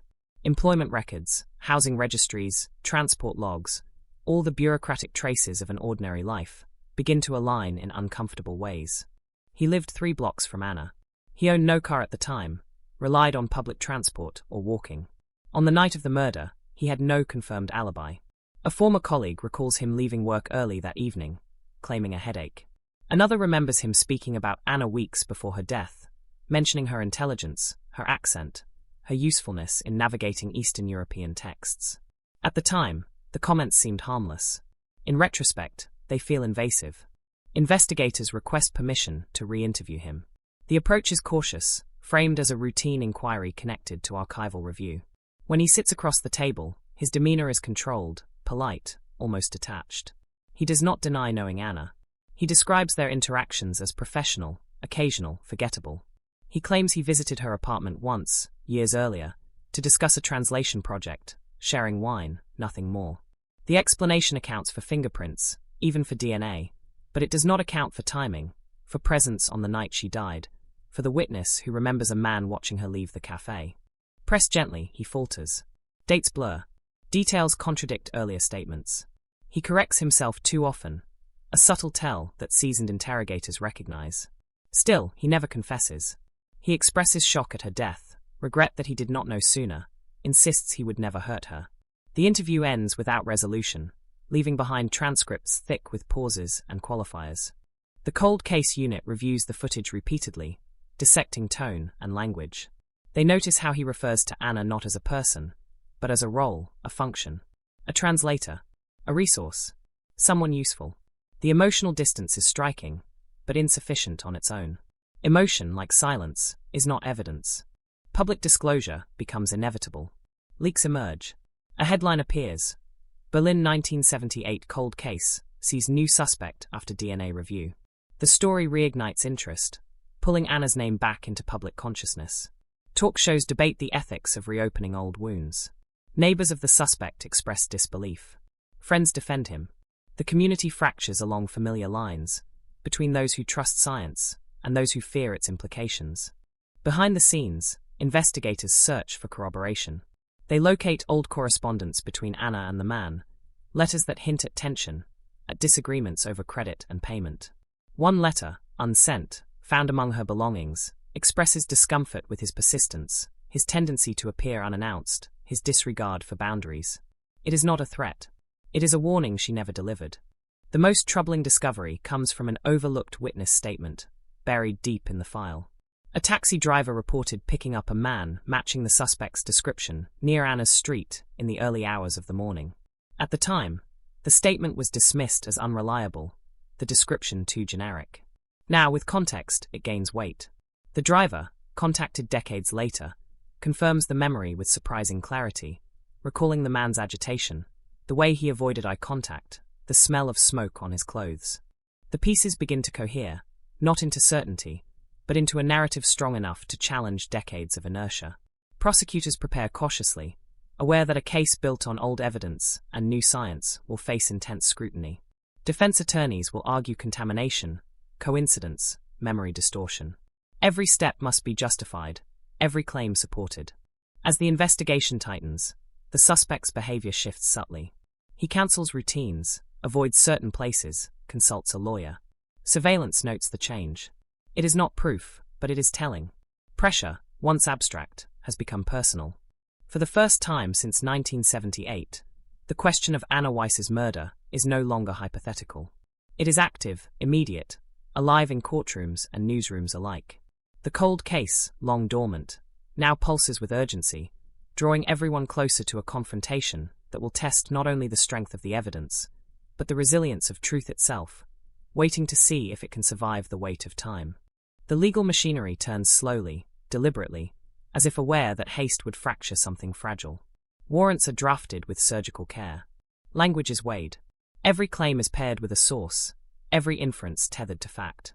When approval finally comes, it arrives without drama, a stamped document that authorizes a deeper intrusion into a life long protected by time and obscurity. The cold case unit moves before the window can close. The search begins at dawn. The house is quiet, ordinary, indistinguishable from its neighbors. Inside, drawers open, boxes are lifted, shelves are cleared. Investigators look for remnants, not souvenirs of guilt, but traces of continuity, objects that traveled across decades without losing relevance. They find notebooks filled with meticulous handwriting, schedules from years past, letters kept in careful order. They find books Anna once translated, margins marked, passages underlined. Nothing screams confession. Everything whispers obsession. In a locked cabinet, behind files unrelated to the investigation, they discover a bundle of old documents tied with twine. Receipts, travel stubs, a folded map of Berlin from the late 70s, creased and annotated. One address is circled, a street name underlined twice. Anna's Street. The map alone proves nothing. People circle places for many reasons. But combined with everything else, it tightens the narrative like a knot pulled one turn further. Forensic teams collect fibers from clothing stored for decades, items he insists he barely remembers owning. The tests are exhaustive, cautious to the point of reverence. Results trickle in. One fiber matches material recovered from the apartment, embedded deep within the cloth that yielded the DNA. Another aligns with upholstery from Anna's couch, an unlikely transfer unless contact occurred. Defense experts will argue secondary transfer, coincidence, contamination. Investigators note the arguments and keep building. The suspect's lawyer files motions, challenges procedures, questions chain of custody dating back to an era before modern standards. Each challenge is anticipated, met with documentation, affidavits, expert testimony that reconstructs the journey of every item, every hand that touched it, every shelf it rested on. The case becomes not just about a murder, but about institutional memory, about whether truth can survive the imperfections of history. Media pressure intensifies. Old footage resurfaces. Anna's photograph is printed again, her eyes staring out from grainy images that never anticipated this moment. Commentators ask why it took so long, why technology had to catch up to justice, why no one noticed sooner. Investigators do not answer. They know the reasons are many and unsatisfying, woven from chance, bias, resource limits, and the simple fact that evidence does not announce its importance. A second interview is scheduled. This time, the tone is different. The suspect arrives with counsel, his posture guarded, his words measured. When presented with the map, he pauses longer than expected. When asked about the notebooks, he offers explanations that drift, that shift with each follow-up. He insists on professional interest, on coincidence, on misunderstandings layered by time. The questions return, circling, pressing gently, then firmly. Where were you that night? Who can confirm it? Why did you not mention the visit when first asked decades ago? He grows irritated, then quiet. Silence stretches. In that silence, investigators introduce the fiber analysis, the corroboration between object and place. They do not accuse. They present. The effect is visible, a tightening around the eyes, a breath held too long. He asks for a break. The interview ends without admission, but the air has changed. The space between denial and confession narrows, even if it never fully closes. Outside the room, prosecutors recalibrate again. The question is no longer whether to proceed, but how. Charges built on cumulative weight, rather than a single smoking gun, demand careful framing. They prepare for a trial that will be as much about credibility as chemistry, about whether a jury can trust evidence older than some of its members. Expert witnesses are lined up. Demonstrations are planned. Timelines are refined until they can withstand attack from every angle. Meanwhile, a forgotten detail returns to the forefront. The letter sent to police weeks after the murder, once dismissed as a hoax, is re-examined with modern linguistic analysis. Patterns emerge. Phrasing aligns with the suspect's writing style. Syntax mirrors habits found in his notebooks. It is not definitive. It is persuasive. Another thread woven into the fabric. The city watches, divided between relief and unease. Some celebrate the possibility of closure. Others fear the precedent, the idea that the past can be summoned so easily, that lives rebuilt can be dismantled by a single piece of preserved cloth. Anna's surviving family, long resigned to uncertainty, feels a different weight, a cautious hope tempered by the knowledge that answers, when they come, rarely heal cleanly. As the date for formal charges approaches, the cold case unit reviews the file one last time, not for gaps but for coherence, ensuring the story they will tell is not sensational, not speculative, but grounded, precise, unavoidable. The forgotten evidence has done its work, not by shouting, but by enduring, by waiting until the world was ready to hear it. And in the quiet moments between preparations, one thought persists, unsettling and clear. If this truth had been recognized sooner, how many years of silence might have been spared, and how many cold cases still wait, patient and unseen, for their own moment to speak. The filing of charges lands not like thunder, but like a low, rolling pressure that changes the atmosphere of the city without announcing itself. A single document, precise in language and heavy with implication, transforms decades of speculation into a formal accusation. Murder. Premeditated. Berlin, 1978. The words bind past and present together with legal force, and suddenly the cold case is no longer a story about what might have happened, but about what must now be proven. The suspect is arrested quietly, without spectacle, escorted from his home as neighbors watch from behind curtains, their expressions caught between curiosity and disbelief. Some recognize him, others do not. To most, he looks like any other aging resident, the kind of man who blends into routine, who has lived long enough to accumulate normalcy as a shield. The image unsettles people more than any dramatic arrest could, because it suggests that violence does not always announce itself with chaos. Sometimes it simply waits. In custody, he says little. His lawyer speaks for him, reiterating claims of coincidence, contamination, the unreliability of memory stretched across decades. The defense strategy is clear from the outset. Dismantle confidence, fracture continuity, turn time itself into an ally. They argue that evidence collected in the 70s cannot meet modern standards, that the chain of custody is a patchwork, that witnesses remembering shadows from 40 years ago are remembering stories, not facts. Prosecutors respond by narrowing focus. They do not attempt to recreate every moment. They emphasize convergence. Fingerprints, DNA, fibers, witness placement, correspondence. Each element alone may wobble. Together, they form a structure that resists collapse. The case becomes a lesson in accumulation, in how truth can emerge not from a single revelation, but from the alignment of many small certainties.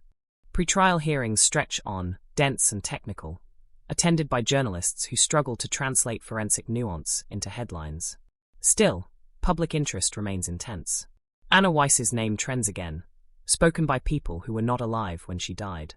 Her photograph appears beside the suspects, a visual confrontation across time that feels almost cruel in its symmetry. Commentators debate morality, legality, the fairness of judging an old man for a young woman's death. Few mention Anna's age when she died. Fewer still mention the years she never lived.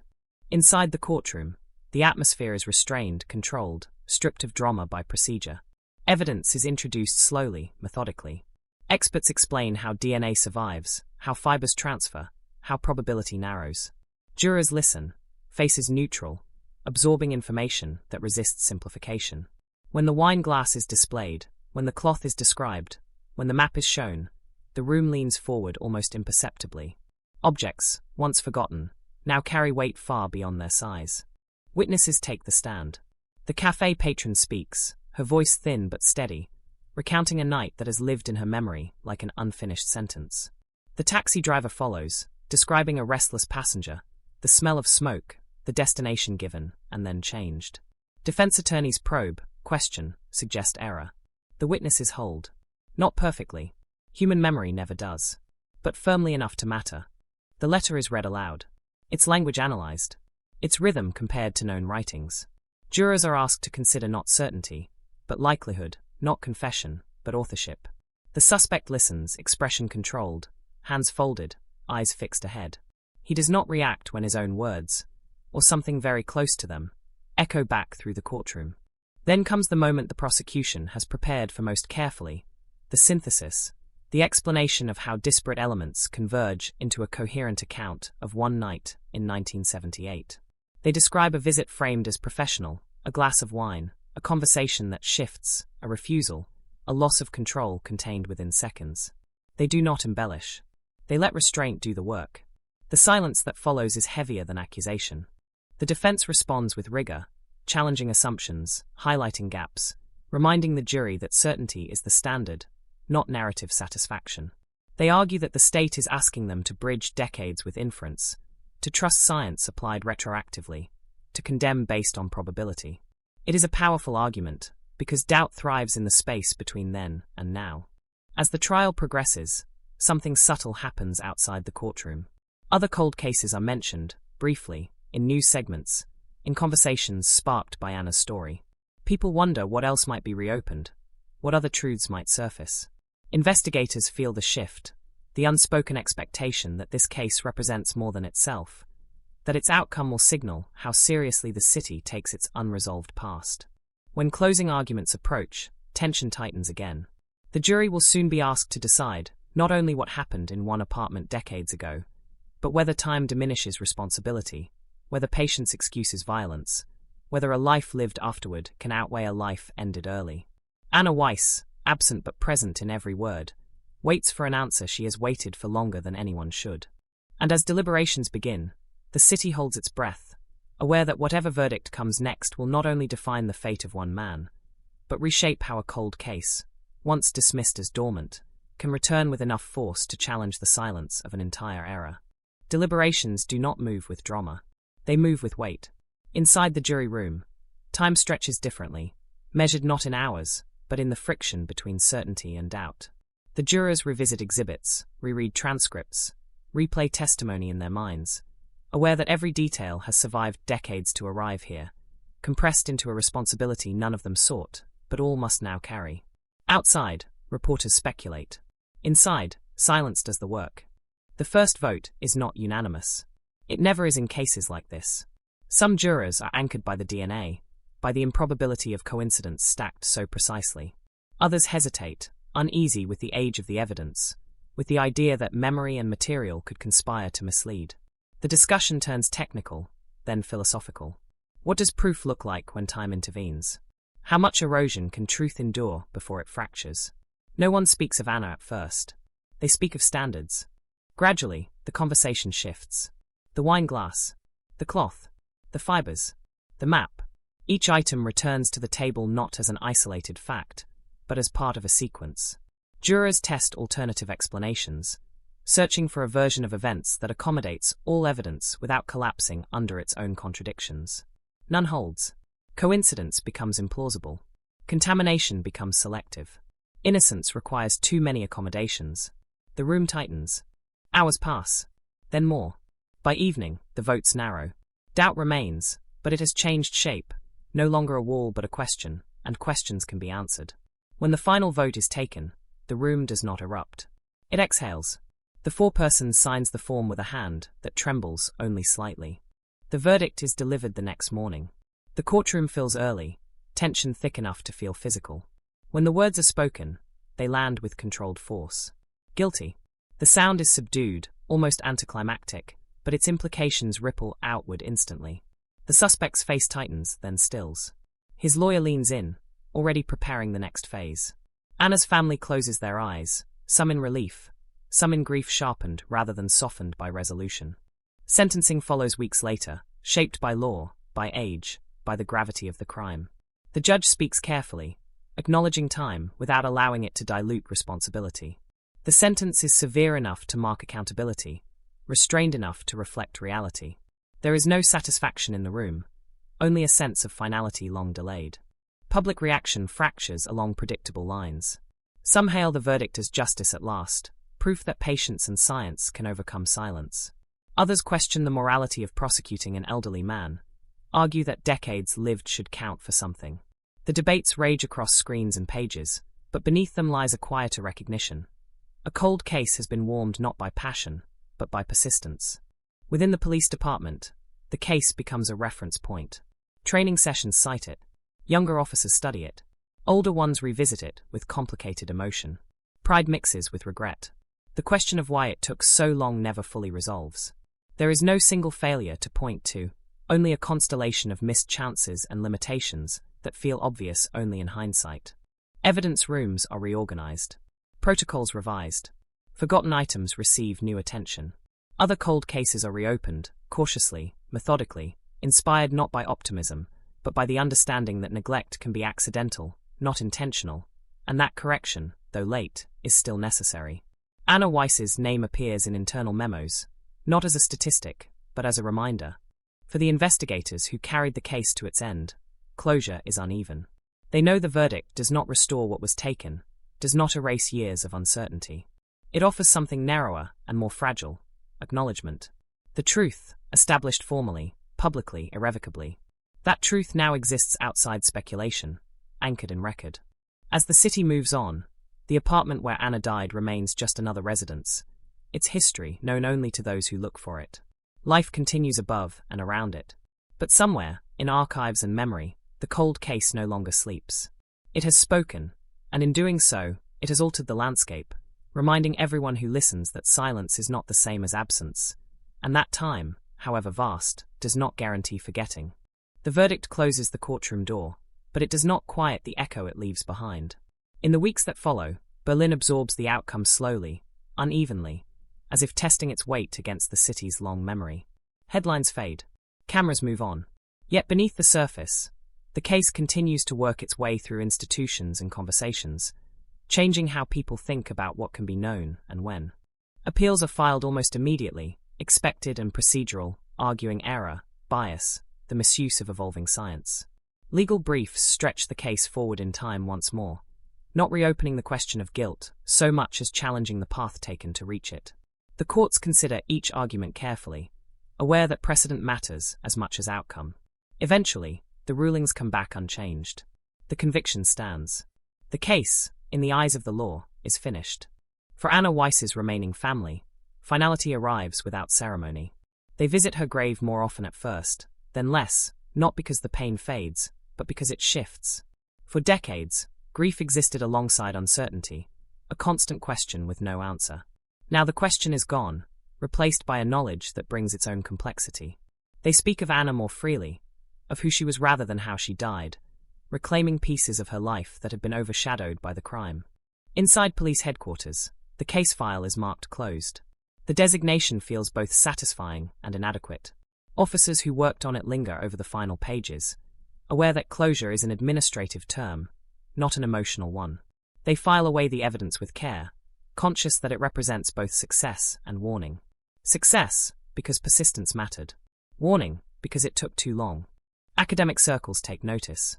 Conferences on forensic science cite the case as an example of long-term evidence viability. Law schools debate its implications for due process. Sociologists examine the public reaction, the discomfort with punishing age, the tension between mercy and justice. Anna Weiss becomes a case study, her name spoken in lecture halls far from the apartment where her life ended. The cold case unit receives letters. Some thank them. Others accuse them of reopening wounds, of weaponizing science, of chasing headlines. A few come from people with information about other unsolved crimes, tentative, cautious, inspired by the idea that time does not automatically erase relevance. Investigators read every letter, aware that among them could be the seed of another long-delayed truth. One letter, anonymous, arrives months after the sentencing. It is brief and signed, expressing neither confession nor accusation, only a reflection on how easy it is to hide in plain sight when patience and normalcy do the work. It offers no new information, but it unsettles those who read it, because it echoes a truth the case has already revealed: that ordinary lives can contain extraordinary violence without visible rupture. Media retrospectives revisit the story with a different tone, less urgency, more contemplation. Documentaries trace the timeline, emphasize the forgotten cloth, the misfiled evidence, the small decisions that delayed justice. Viewers respond with a mix of outrage and relief. Outrage that it took so long. Relief that it happened at all. The apartment building where Anna lived gains a quiet notoriety. Residents field occasional questions. Some resent it. Others accept it as part of the city's layered history. Life continues there, as it must. But the address carries a shadow for those who know what to look for. A reminder that violence does not require spectacle to endure. Within the cold case unit, practices change subtly but permanently. Officers are trained to treat every item as potentially significant, every overlooked detail as a future turning point. The culture shifts from triage to stewardship, from solving to preserving. Anna Weiss's case becomes a story told to new recruits, not as a legend of triumph, but as a cautionary tale about patience and humility. Years from now, most people will not remember her name. Cities forget. Time moves. But the systems she touched will remember. The protocols, the attitudes, the willingness to revisit old assumptions will carry her legacy forward in quiet ways. In that sense, the case does not end with a verdict. It diffuses, influencing decisions far removed from its origin. The cold case that once slept for decades now rests differently, not buried, not forgotten, but integrated into the fabric of institutional memory. Its resolution does not erase the years of silence, but it does puncture the idea that silence is permanent. And in that puncture, small as it may seem, lies a shift that continues to ripple, reminding anyone who listens closely that time alone does not absolve, and that truth, once awakened, rarely returns to sleep. With the appeals exhausted and the file sealed, the case enters a different phase, one that exists outside courtrooms and evidence rooms, carried instead by memory, interpretation, and the quiet after impact. Berlin has a way of absorbing events like this, folding them into layers of history until they become less a headline and more a reference point. Something invoked when people talk about patience, about failure, about the cost of waiting too long to look again. Former investigators return to their routines, but none of them fully escape the gravitational pull of the case. It surfaces in unexpected moments, during unrelated interviews, in the pause before a decision, in the hesitation that now precedes the dismissal of any detail as irrelevant. The forgotten cloth becomes a symbol, unspoken but understood, a reminder that evidence does not lose meaning simply because attention moves on. The man convicted of Anna Weiss's murder settles into a reality defined by walls and routine. Age accelerates in confinement. Health declines. Requests for leniency surface periodically, framed in humanitarian language, supported by medical reports. Each is reviewed. Each is denied. The rationale remains consistent. Compassion does not negate accountability. The decision is administrative, but it carries moral weight, reinforcing the idea that time passed does not convert harm into history. Outside, public discussion gradually shifts from outrage to analysis. Commentators explore why some cases persist while others vanish, why certain victims remain visible while others are lost to statistics. Anna's profile is dissected, not to sensationalize, but to understand how her life intersected with systems unprepared to protect her. The conversation broadens, touching on gender, isolation, professional precarity, and the vulnerabilities that accompany lives lived on the margins of stability. In academic journals, the case is cited alongside others that relied on preserved biological material. Researchers debate storage conditions, contamination risks, ethical boundaries. The consensus forms slowly. Progress demands patience, but patience demands care. Evidence must be treated as if it will be needed decades later, because sometimes it will. The lesson is simple. The implications are not. Within the police department, a quiet audit of old cases continues. Not all yield breakthroughs. Most do not. But the process itself changes expectations.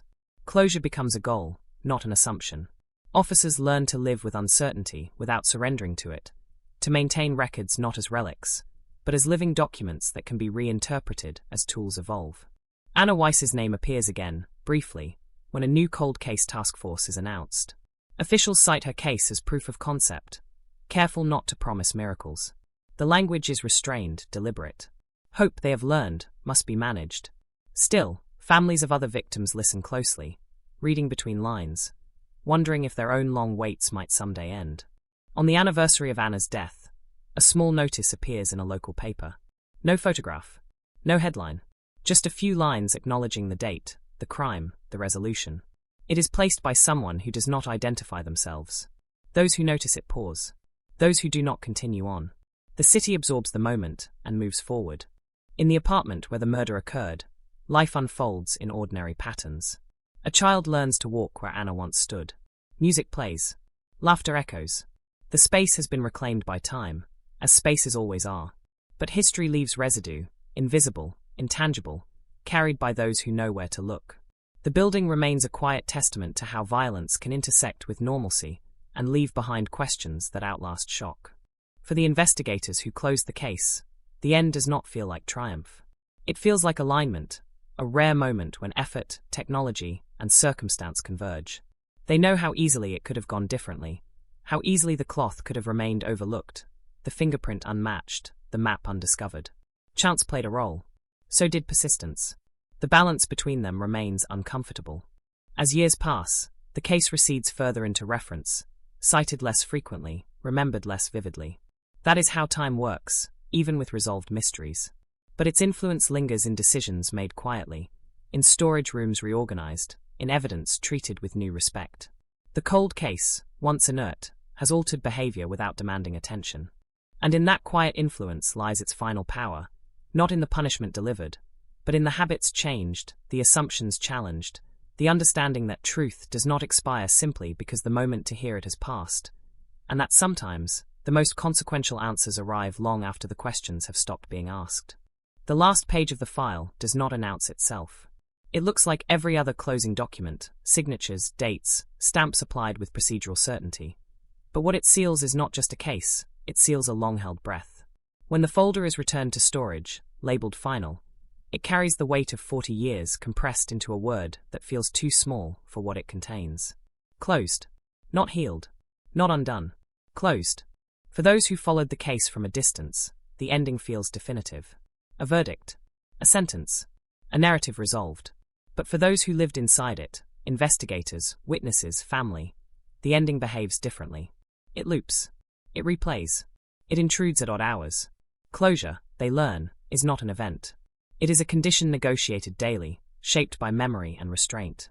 Anna Weiss's life begins to surface again in quieter ways. Old friends share stories not to reporters, but to each other, reclaiming details that had been swallowed by the violence. Her precision with language, her dry humor, her habit of walking the long way home just to think. These fragments rebuild a person flattened by headlines, restoring dimension where the case once reduced her to a victim. The city, too, recalibrates. Berlin has always lived with its past exposed, layered, unavoidable. This case joins that tradition, not as a monument, but as a marker, a reminder that history is not finished simply because it is inconvenient, that the past can wait, patiently, until the present is capable of listening without defensiveness. In training rooms and briefing halls, the story is told one last time, not dramatized, not softened. The forgotten cloth, the misfiled log, the patience of evidence. New officers absorb it with the seriousness reserved for lessons learned the hard way. They are taught not to trust momentum, not to assume irrelevance, not to confuse silence with absence. The case becomes doctrine, not legend. Somewhere in the system, other files remain untouched, their contents dormant, their potential unrealized. The lesson of Anna Weiss does not guarantee their resolution. It only insists on the possibility. And possibility, once acknowledged, cannot be unseen. The man responsible fades from public view, his name receding into records, his life reduced to routine and confinement. History will remember him, if at all, as a footnote to the crime. Anna's name endures differently, not because of how she died, but because her case altered the way truth is pursued, preserved, respected. Years from now, someone will reference Berlin 1978 not as a shock, but as an example of patience, of restraint, of how justice, delayed beyond reason, can still arrive intact if the evidence is allowed to survive. That survival, fragile and accidental, will remain the most unsettling part of the story. Because the most disturbing truth revealed by this cold case is not that a man waited decades to be held accountable.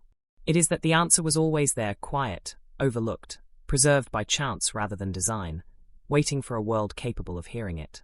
And as the city continues, as streets change names and buildings change hands, as new lives fill old spaces, the echo of that answer lingers. Not loudly, not insistently, but enough to remind anyone who listens that some crimes do not fade, they wait, and when they finally speak, they do so with a clarity that time itself cannot erase. Even after the case is declared finished, it continues to surface in places no one expects, in conversations that begin about something else and drift inevitably back to it, in files reopened not because they demand attention, but because someone cannot quite accept that the story now rests. Cold cases have a strange afterlife. They end on paper, but in reality they fracture into questions that outlive verdicts. Years after the sentencing, a journalist requests access to the public portions of the file. Not for a scandal, not for a revelation, but for understanding. The request is granted. Boxes are opened again. Photographs laid out once more. The same images that once fueled urgency now inspire restraint. The journalist notices what investigators learned long ago. The most powerful elements of the case are not dramatic, but ordinary. A glass, a cloth, a map folded too many times. Objects so common they almost disappear. The article that follows avoids spectacle. It focuses on process, on patience, on how easily attention can slide past the crucial detail when the pressure to move on outweighs the discipline to look closer. Readers respond quietly. Some write letters. Others simply think differently about the word unsolved. The reaction lacks outrage, but it carries depth, the kind that lingers. Inside the justice system, the case becomes a reference when arguments arise about evidence retention. Budgets are debated. Storage questioned. Digitalization prioritized. Someone mentions Berlin 1978, and the room understands without explanation. The forgotten cloth becomes shorthand for risk, for consequence, for the cost of assuming relevance expires. For families still waiting on answers elsewhere, the case is both hope and warning. Hope, because resolution is possible.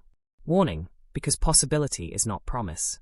Many write to police departments, asking about evidence, about timelines, about whether their own cases might someday move again. Responses are careful, compassionate, honest. Not every silence hides a breakthrough. Not every archive contains a miracle. Anna Weiss's name appears one final time in an academic study examining delayed justice. Her case is cited not for its outcome, but for its restraint, for the way investigators resisted rewriting history to fit a conclusion, for the discipline required to let evidence speak only when it truly could. In this context, she is no longer just a victim. She is a measure. The apartment building stands unchanged, its facade weathered, its entrance repainted more than once. Residents come and go. Some learn its history accidentally, others never do. The city does not mark the place. There is no plaque, no ceremony. Berlin understands that memory does not always need stone. Sometimes it survives better without it. For the investigators who close the file, retirement arrives eventually. They leave desks behind, pass on badges, empty drawers. When asked about their careers, many mention Anna Weiss. Not as their greatest success, but as their most instructive case. The one that taught them to distrust certainty, to respect patience, to believe that time can hide truth without destroying it. And so the cold case settles into its final form. Not a mystery anymore, not quite a victory, but a lesson that continues to operate quietly, influencing decisions made far from the apartment where it began. It reminds those who encounter it that justice is not always loud, that resolution does not always feel complete, and that the most unsettling crimes are not the ones filled with chaos, but the ones that waited, silent and intact, for someone willing to look again. In the end, Berlin 1978 is no longer about a single night of violence. It is about endurance, about evidence that survived neglect, about attention that arrived late but mattered anyway, about a truth that did not demand discovery, only patience. And in that patience lies the final, enduring echo of the case, a quiet insistence that no matter how cold a case becomes, time alone never decides its fate. Time moves on without ceremony, but the case refuses to dissolve completely, lingering in the background of institutional memory like a low-frequency hum, audible only to those trained to listen for it. Berlin absorbs lessons slowly, deliberately, and the story of Anna Weiss becomes one of those lessons that does not demand attention, yet quietly reshapes behavior, influencing decisions made far from headlines and courtrooms.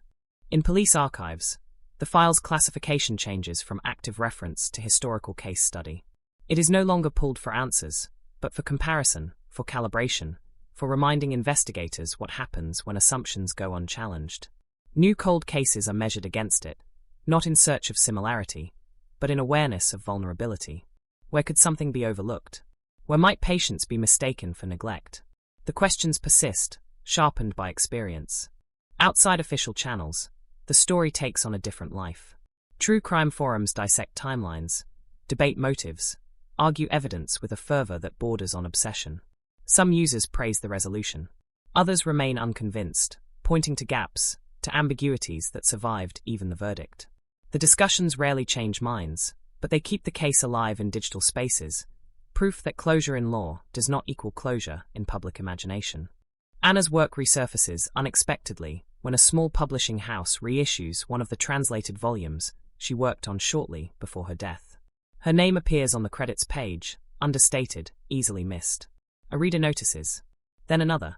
For a brief moment, Anna is encountered not as a victim, but as a voice that bridged languages, that shaped meaning without claiming ownership. The recognition feels intimate, corrective. Within forensic science, the case is cited again when debates arise about evidence degradation. Experts note how close the cloth came to being destroyed, how easily its value could have been erased by routine disposal. Policies tighten further. Retention periods extend. Preservation becomes not just protocol, but philosophy. The idea that future tools will surpass present understanding settles deeply into practice. The convicted man's health deteriorates. Appeals cease. His name fades from discussion, replaced by case numbers and citations. In time, his story compresses into a paragraph in legal textbooks, an example stripped of personality. History remembers him not as he lived, but as he is defined by that single act. The imbalance feels stark, but it reflects reality. Some actions outweigh entire lifetimes. For Anna's family, the years after resolution are quieter. The interviews stop. The letters slow. Life resumes rhythms interrupted decades earlier. They do not speak often about justice. They speak about memory, about how time changes grief from something sharp into something heavy, but manageable. About how knowing the truth did not end pain, but gave it edges, a shape that could finally be carried. Berlin itself continues its constant transformation. Streets are renamed. Buildings renovated. Generations replace one another. The city's relationship with its past remains complicated, but practiced.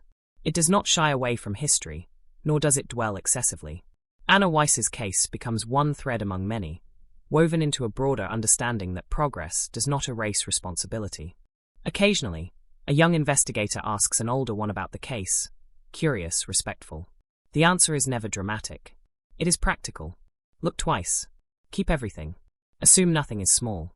The advice sounds simple, almost banal, until weighed against decades of silence that once defined a life's end. As the story recedes further into time, what remains is not the shock of discovery, nor the relief of resolution, but the enduring awareness that truth often survives by accident rather than design, that it waits in places deemed unimportant, that it depends on someone someday choosing to look again without impatience or expectation. And so Berlin 1978 continues to exist, not as a mystery, not as a headline, but as a quiet presence in the architecture of justice, reminding anyone who encounters it that cold cases are not defined by age, but by attention, and that even the longest silence can be broken when forgotten evidence is finally allowed to speak. There is a point, far removed from verdicts and archives, when a case stops belonging to institutions and begins to belong to time itself. Berlin 1978 drifts into that space slowly, no longer active enough to provoke debate, no longer distant enough to be forgotten. It exists in the margins, invoked when someone asks how long evidence should be kept, how much doubt is acceptable, how silence can last without becoming permission. In lecture halls, the case is mentioned briefly, often near the end of a syllabus, after students have absorbed theories and procedures. It arrives not as a question to be solved, but as a warning embedded in reality. Professors speak of probability, of cumulative evidence, of the danger of privileging urgency over care. Students listen, some attentive, some distracted, unaware that years from now, a single overlooked detail in their own work may call this case back into memory with uncomfortable clarity. The story filters into culture quietly. A novelist borrows its structure without naming it. A filmmaker references the idea of forgotten evidence, waiting decades to speak. The details blur, but the core remains intact. Patience, silence return. Anna Weiss becomes less a person and more a shadowed outline, a presence that shapes narrative without appearing on the page. Her influence persists without credit, much like her work once did. Within police departments beyond Berlin, the case circulates as an example passed between professionals, stripped of emotion, reduced to mechanics. Fingerprints, DNA, storage, re-examination. Yet those who study it carefully sense what is missing from the diagrams. The cost of delay measured not in years, but in trust, in the erosion that occurs when justice feels theoretical rather than immediate. That absence is never written down, but it is understood. Occasionally, a journalist revisits the file, hoping to find a new angle, a hidden scandal, something overlooked even after resolution. They never do. The case resists sensationalism now. Its power lies in restraint. Every attempt to dramatize it collapses under the weight of its own simplicity. A life ended. Evidence preserved. Attention returned too late to save, but not too late to acknowledge. Anna's apartment building undergoes renovation. The stairwell is repainted. The entrance modernized. No record marks what happened there. Construction dust settles where blood once dried. This is not erasure. It is continuity. Cities survive by absorbing trauma into function, by allowing ordinary life to proceed over extraordinary events. Yet for those who know, the address remains charged, not with fear, but with recognition. Among investigators nearing retirement, the case surfaces during informal conversations, usually late, when professionalism loosens its grip. They speak of frustration, of missed chances, of how easily momentum can carry attention away from the crucial detail. No one claims they would have solved it sooner. They acknowledge the limits they worked under. What they claim instead is awareness, the knowledge that they would look differently now. The idea of a cold case changes subtly in these conversations. It is no longer a failure suspended in time. It is a question postponed, a statement unfinished, something that can be returned to, if care has been taken to allow return. This shift, small but profound, alters how unresolved crimes are perceived, not as dead ends, but as dormant conversations. As the years continue to layer over Berlin, the case settles into a quieter truth. It was never exceptional because it was violent. Violence is common. It was exceptional because of what it revealed about attention, about how easily meaning slips past the obvious and hides in what is dismissed as insignificant. The cloth, the log entry, the margin note, the detail waiting for a world capable of understanding it. In this final distance, the case no longer asks who or why. Those questions have answers now. What remains is the deeper unease it leaves behind. The understanding that justice depends not only on action, but on memory, not only on technology, but on humility, not only on urgency, but on the willingness to believe that something overlooked today may become everything tomorrow. And so Berlin 1978 continues its quiet work, long after its official ending, shaping instincts, tempering confidence, reminding those who listen that some truths are not lost, only waiting, preserved in silence until attention, finally, finds its way back. Eventually, even the echoes begin to thin, not disappearing, but stretching farther apart, surfacing only when something in the present brushes against the past with just enough force to awaken it. Berlin 1978 becomes one of those cases that no longer announces itself, that waits patiently at the edge of relevance, ready to reappear when conditions align. A young archivist, years removed from the investigation, encounters the file while cataloging legacy material scheduled for digitization. The name means little at first, just another label, another date. But as the pages are scanned, the story unfolds again in compressed form, stripped of drama, reduced to facts. The archivist pauses not because of shock, but because of recognition. The realization that this entire arc, loss, silence, resolution, fits inside a few gigabytes feels unsettling. History, once so heavy, now weighs almost nothing. This is how the case survives now, in fragments, in lectures summarized into minutes, in policies distilled into bullet points, in memories softened by repetition. Yet even fragmented, it retains its core tension. The knowledge that certainty is fragile, that truth can be delayed without being destroyed, that systems built to resolve crime are also capable of forgetting, unless reminded why forgetting matters. In quiet moments, the city itself seems to acknowledge this. Not overtly, not sentimentally, but through its rhythms. Through the way older buildings stand beside newer ones without explanation. Through the way layers of history coexist without hierarchy. Berlin does not separate its past into neat chapters. It allows them to overlap, to bleed into one another, unresolved but present. For those who study criminal justice long enough, Berlin 1978 becomes less a story and more a lens. They stop asking what went wrong and start asking what nearly vanished. How close the case came to permanent obscurity. How easily a different decision, a cleanup, a purge, a moment of impatience, could have erased the only bridge back to truth. The margin for loss feels uncomfortably thin. Anna Weiss herself recedes further from public imagination, not because she is forgotten, but because she has been absorbed into something larger. She becomes representative rather than singular. One name among many that stand for unanswered questions, delayed accountability, the quiet endurance of evidence waiting to be understood. Her individuality blurs, but her significance does not. The case's final influence is subtle. It does not inspire reforms overnight. It does not redefine law. Instead, it alters posture. It makes investigators hesitate before discarding. Makes analysts question assumptions that feel too neat. Makes administrators resist the urge to declare something irrelevant simply because time has passed. These are small shifts, almost invisible, but they accumulate. And perhaps that is the truest resolution the case offers. Not closure as an ending, but continuity as a responsibility. A reminder that justice is not a moment, but a process stretched across years, sometimes decades, sustained by attention more than certainty.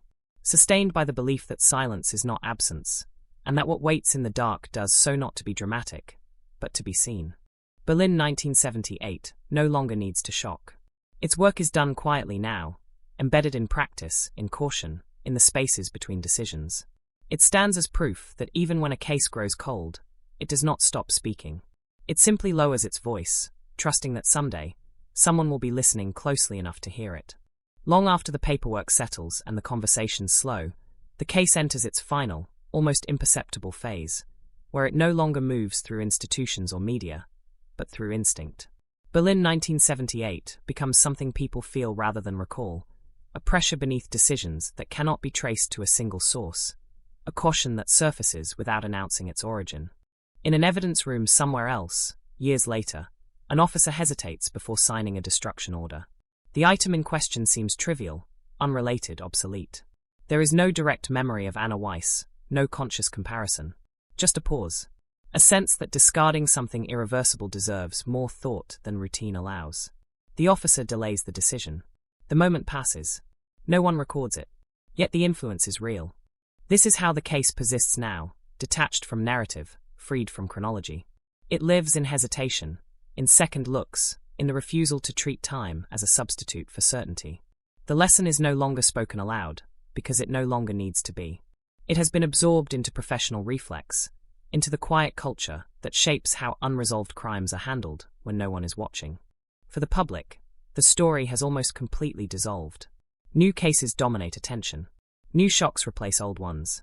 Berlin 1978 is rarely searched, rarely discussed. When it is mentioned, it feels distant, almost abstract, as if it belongs to a different era of investigation. And in a way, it does. It belongs to a time when patience was accidental rather than strategic, when preservation owed more to oversight than intention. Yet the past does not vanish simply because it stops being visible. It compresses. It settles. It waits in the background of systems that learned from it, even if they no longer remember learning. The forgotten cloth that once changed everything now exists only as a reference number, a line in a database, stripped of its physical presence. But its effect remains disproportionate to its size, a reminder that meaning is not always located where attention first lands. Anna Weiss's life, reduced in official records to dates and roles, continues to resonate in subtler ways. In the translators who follow similar paths. In the quiet labor of making sense across boundaries. In the idea that some work leaves no visible trace until absence makes it noticeable. Her story aligns with the case itself. Influential not through noise, but through persistence. As decades stretch further, the question of closure becomes almost theoretical. What does it mean to say a case is closed when its consequences are still unfolding? When its lessons continue to alter behavior? When its silence still instructs? Closure, it turns out, is not a door shutting, but a shift in weight from unresolved pain to sustained awareness. The city changes again. Generations who were not alive in 1978 take control of institutions, inherit protocols shaped by events they never witnessed. They operate within frameworks influenced by cases they have never read. Berlin 1978 is present here too, invisible but effective, shaping the ground they stand on without demanding recognition. And in this final distance, the case achieves a strange completeness. Not because everything has been answered, but because nothing essential remains unheard. The evidence spoke. The system listened, late but sincerely. The truth emerged not with spectacle, but with restraint. What followed was not triumph, but adjustment. That is where the story finally rests, not in archives, not in memory, not in narrative, but in practice. In the ongoing, uncelebrated act of paying attention. In the quiet understanding that cold cases do not expire, that silence is not consent, and that sometimes the most enduring justice is the kind that changes how the future behaves. Berlin 1978 no longer waits. It has already arrived, woven into the habits of those who learned, consciously or not, to listen longer, look closer, and leave room for forgotten evidence to speak when its time finally comes. What remains, after even influence grows faint, is residue, subtle, human, difficult to quantify. Berlin 1978 leaves behind a way of thinking that resists simplification, a discomfort with easy endings that surfaces whenever certainty arrives too quickly. It is not a warning siren. It is a pressure in the chest, a reminder that some conclusions deserve to be approached slowly, from more than one direction. In training rooms, scenarios are run and rerun. Hypotheticals built to test judgment under constraint. An instructor pauses the exercise and asks a question that sounds ordinary. What do you keep, and what do you let go? The room answers with logic, with policy, with efficiency. Then the instructor waits. Silence stretches. Someone revises their answer. No one mentions Berlin. No one needs to. The case has already done its work. Elsewhere, in the quieter corners of memory, individuals connected to the investigation carry their own private versions of the story. A clerk remembers the weight of a box. A technician recalls the smell of old paper. A detective remembers a moment of doubt dismissed too quickly, a thought that lingered without name. These recollections never align into a single narrative. They don't have to. Together, they form a constellation of awareness, uneven but persistent. The public record grows thinner as time advances. Articles disappear behind paywalls. Links rot. Footnotes lose their anchors. What survives does so unevenly, dependent on preservation choices made without foresight. And yet the core persists, migrating from documents into norms, from stories into habits. The case becomes harder to cite, easier to feel. In academic circles, a new term gains traction: procedural humility. It describes the discipline of acknowledging what is not yet known, the refusal to treat absence of evidence as evidence of absence. Berlin 1978 is not named as its origin, but it sits comfortably within the definition, an unspoken ancestor to the idea that patience is not passivity, but preparation. The convicted man dies quietly. There is no announcement, no renewed debate. His death closes nothing. It simply removes a figure from the equation, leaving behind actions that continue to outweigh his presence. The case does not change. It has already moved beyond individuals, beyond culpability, into something structural, something that no longer requires a living antagonist to remain relevant. For Anna's family, memory stabilizes. Birthdays are marked without dread. Anniversaries pass without ceremony. The case no longer intrudes unexpectedly. It has been integrated, folded into a larger story that includes loss, but is not dominated by it. They speak of Anna in the present tense sometimes, not out of denial, but out of habit. She remains part of how they see the world. Berlin continues to perform its long work of transformation. Neighborhoods evolve. Languages shift. The past is neither hidden nor foreground. It is allowed to exist alongside the present, imperfectly reconciled. In this environment, the case finds its most natural resting place, not spotlighted, not buried, but embedded. And so the final shape of Berlin 1978 is neither tragedy nor triumph. It is calibration, a recalibration of how attention is assigned, how time is respected, how silence is interpreted. It teaches without insisting, corrects without accusing. It does not demand remembrance. It earns it quietly. In the end, the cold case does not linger as a story that refuses to end. It settles as a presence that refuses to be ignored. Not loud enough to interrupt, not dramatic enough to distract, but steady enough to matter. A reminder, carried forward without attribution, that what is overlooked today may define tomorrow, and that forgotten evidence does not lose its voice. It only waits for a world prepared to listen.